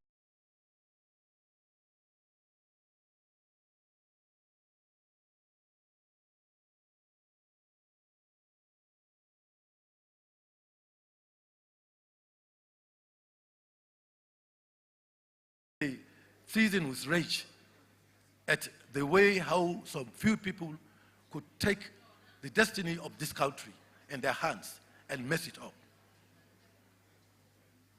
So, finally, Babangida allowed people to talk. Abacha talked, everybody talked.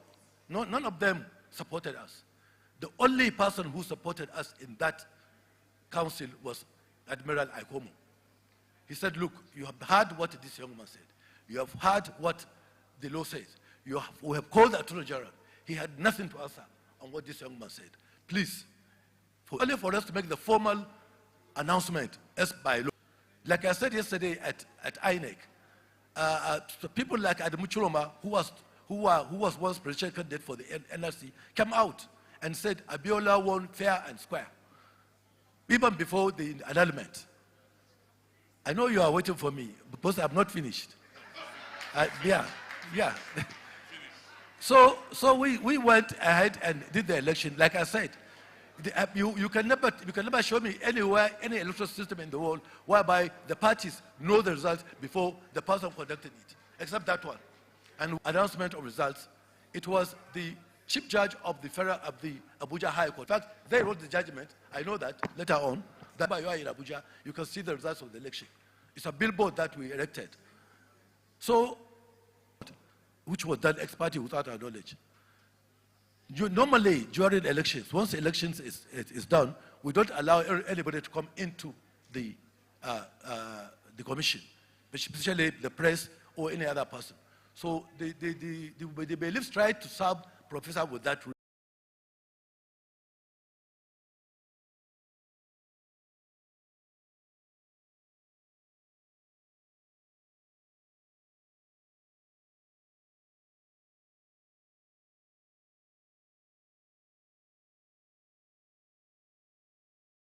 Together until the day. Ladies and gentlemen, thank you very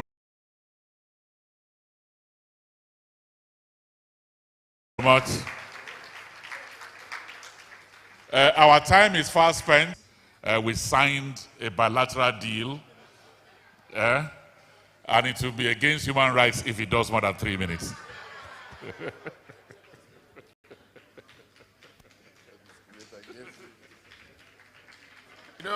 You know, those of us in human rights, we try to avoid discrimination. To the family of my former boss, Professor Humphrey Nwosu, let me also pay due respects to the chairman of the occasion, Professor Jega, and the chairman of the National Coordination Committees, who have told us, if you want to direct, you direct well. If you want to profess, you profess well. If you want to, Professor Ghana, thank you so much. Happy to see you once more. Let me dwell on the aspect of everything has been said about Prof. But let me talk about his family life. Prof was a good family man.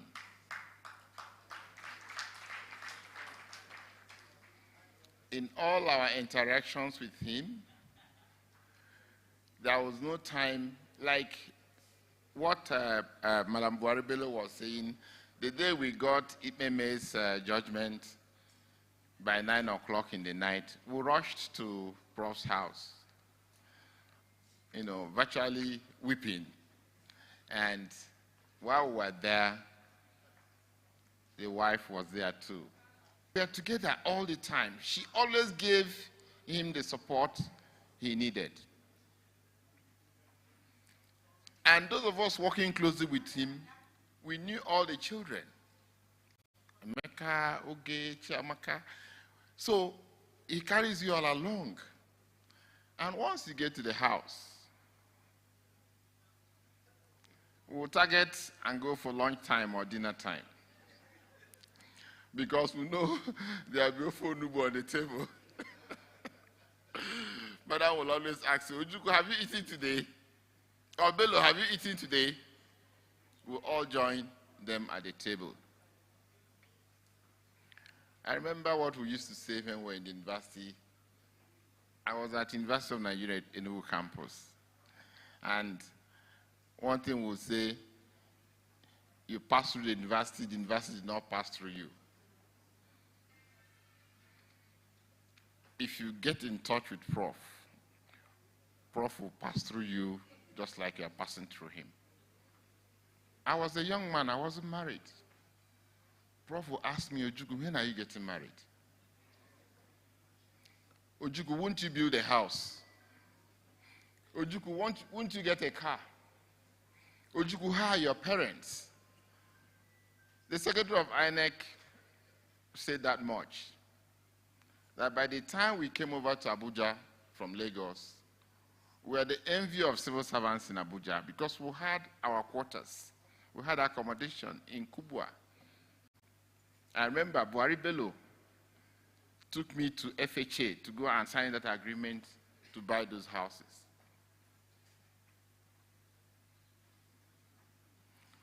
Prof will always care about you. I was under 29 years of age. Years after, when my father and mother had their golden jubilee, Prof and the wife came all the way. By then, he was no longer chairman of INEC. He came all the way to my village in Mbise, because my wife comes from Oka. And I told Prof that me, because I know if I went with him, my profile would be on top of the roof. Prof came with me. The first chieftaincy title I ever had in my life was from Witi, the palace of the Eze, who was Eze Nwosu of Ajali. Mr. Bello's title was one the number one of Ajali. My own, my own was Ugochimaleze one of Ajali. So where do you start?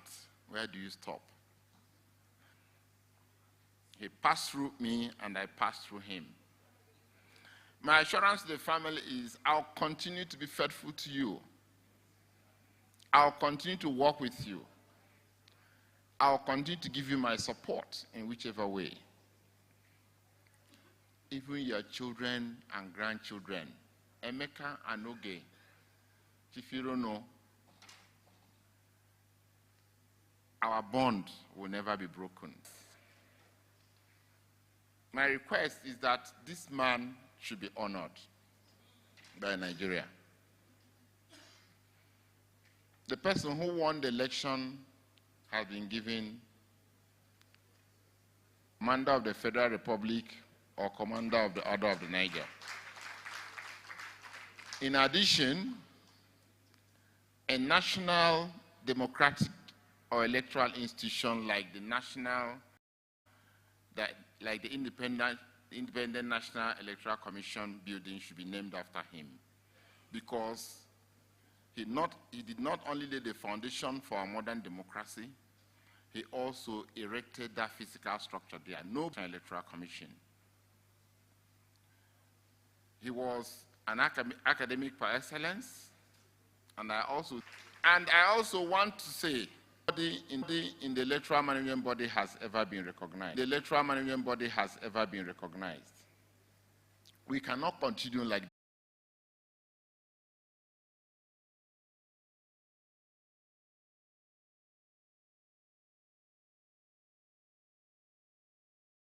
You are a good man.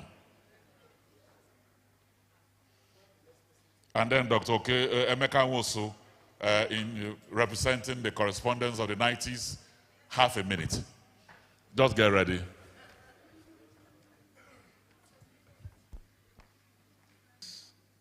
The family of the departed Professor Humphrey Nwosu, particularly the wife, the children, and his in-law. Ladies and gentlemen, but not forgetting the Uguaros who are here, and Aduquaros of Arochukwu who are here to represent the Aro ancient kingdom. Ladies and gentlemen, the day is fast spent, please.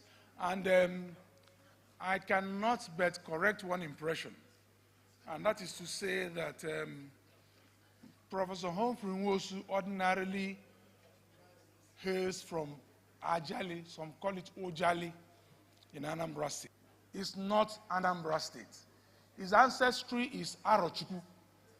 He is a core Aro man and holds the highest Aro award of Uguaro, which we represent.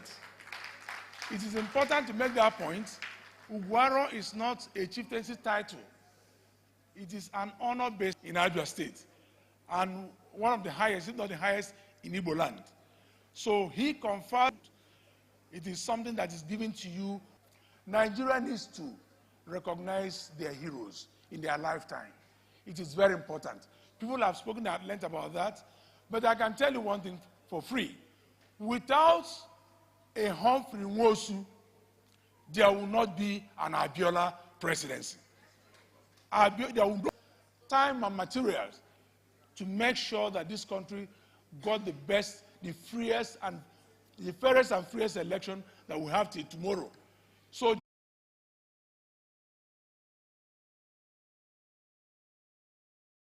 that is the procedure of, they have to stand here to say the national anthem. No, for our national. Thank you, thank you. Stand out in a minute. Thank you. It is our tradition. No, thank you. We'll do that. Thank you, thank you. It's very important to do this. Thank you, thank you, thank you very much. 1 minute. 1 minute. Let us sing the national anthem. Professor Nwosu is watching you from behind.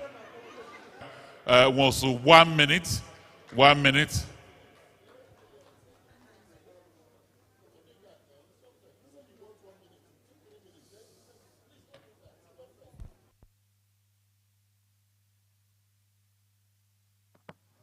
Distinguished ladies and gentlemen, standing on existing protocols, I know the day is far spent over the Babangida transition program that commenced in 1989. Or the success of all his achievements in that place was due mainly to the partnership he had with the media. And this had to be put on record because Prof, as at the time he took over that position from Lagos, at Denoniko Street, he was always having this interaction with the media. So he developed that synergy. So every policy initiative before it was... Thank you, my brother, thank you. And so we are gradually bringing this to a close. Let me invite the chairman of the planning committee to begin to wind us down. Let me welcome your Right Honorable Emeka Ihedioha.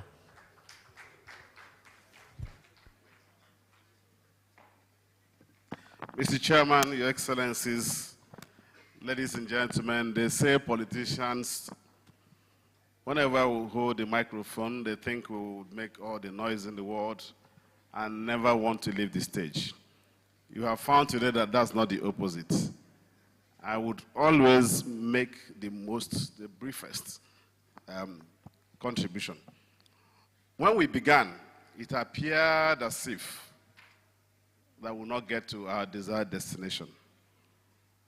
Some faces were gloomy. There were doubts amongst many. But I'm certain at this point in time, there is satisfaction across the hall. I'm sure you're happy with what has happened. Professor Humphrey Nwosu has been put on the map as a Nigerian of repute, a man that this country should say a big thank you to. And I'm sure we're happy. But let me thank Osita Chidoka. Osita, you navigated this part. When we had a draft, we were still dealing with how to progress. And you said the most important thing, that we cannot just celebrate Humphrey Nwosu with a day of tributes, or just to come and say, Professor Humphrey Nwosu, let us sing and wish him farewell. But he said there is a time for that. In Nigeria's capital, the man and the essence of Professor Nwosu must be appreciated. I won't join in the advocacy, but I'm certain that the points that have been made is clear. And I'm confident that the federal government is taking conscious note. I would advise, and you know, having been a policymaker, I know that there are how you put your things, and those things were done. We made the point. People have made the point. Come up. Thank you very much.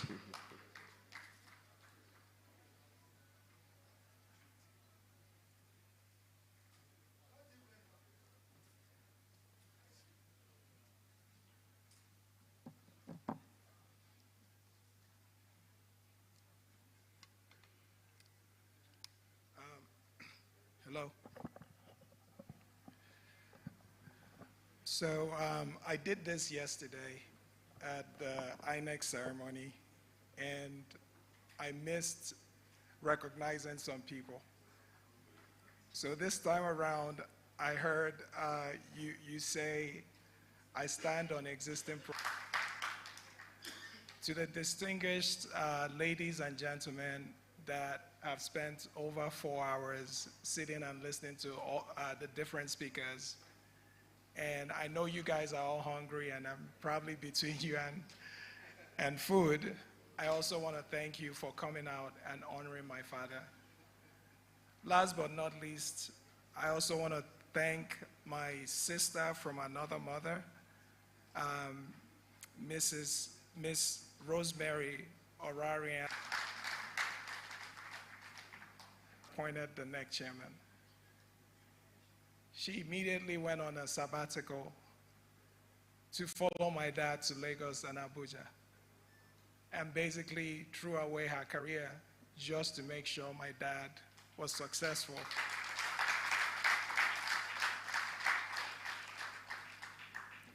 During the days of June 12th, you heard so many speakers talk about all the national commissioners were in the field. It was really, and in most cases, my mom, and I heard it so many times from my dad, how spiritually they were in prayers and praying for Nigeria. Most of us were also impacted by June 12th. I, for one, never finished high school in Nigeria. I had to leave for the United States. My sister's vacation was cut short. She was told not to come back to Nigeria. So as a family, we've sacrificed for June 12th and democracy that we have today. And I'm sharing this story because all the speakers, they've said integrity, they've said excellence, courage. But the voice is gentler than the father's own. Very soft voice. Very soft voice. Thank you very much, Engineer Emeka Nwosu. I'd like to thank all of you for being part of it. The groups we couldn't take, the cultural troupe and the singer, we apologize. But as we do the national anthem, so shall we all rise now for the national anthem?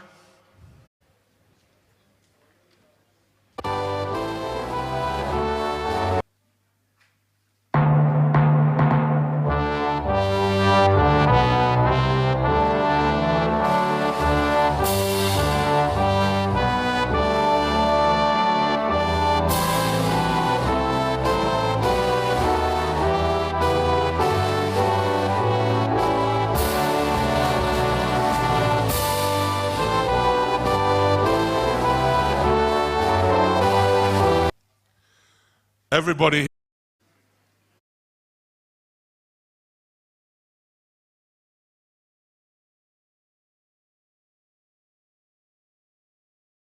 We thank you, Lord, for the life of Professor Humphrey Nwosu. We thank you, Lord, for the lives that he touched, for the life he lived, and everything you used him to do.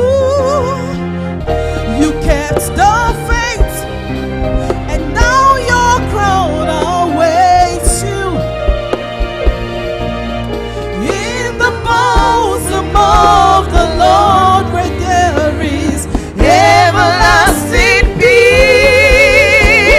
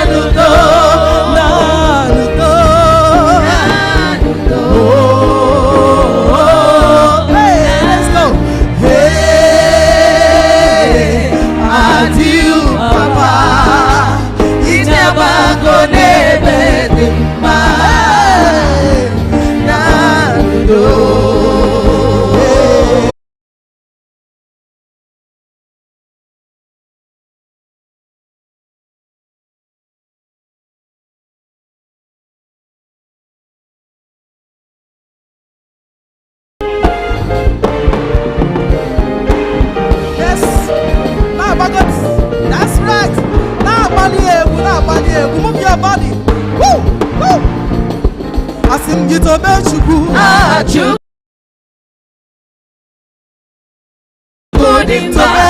Ah, chuku. Ah, chuku. Ah, chuku. Now listen. If you have a chineke, I say, there is something in your name, oh, Jesus, power in your name, oh, Igwe, onye nani ya pese, ese kasese nile, was bow every, was bow every day, was tobe chuku, ah chuku di tobe ya oh, ah chuku di tobe chuku, ah chuku di tobe ya oh, ah chuku di tobe chuku, ah chuku di tobe ya oh, ah chuku di tobe.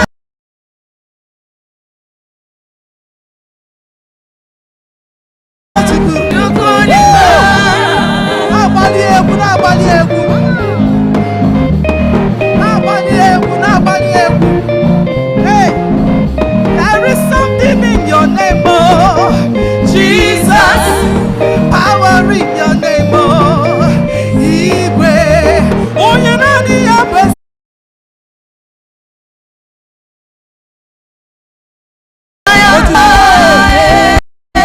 You say what? This guy gone, another one go there. This guy gone, another one he go there. This guy gone, another one gone, another one go there. I say another one he go there. I say another one he go there. Another one he go there. Another one he go there. Another one he go there.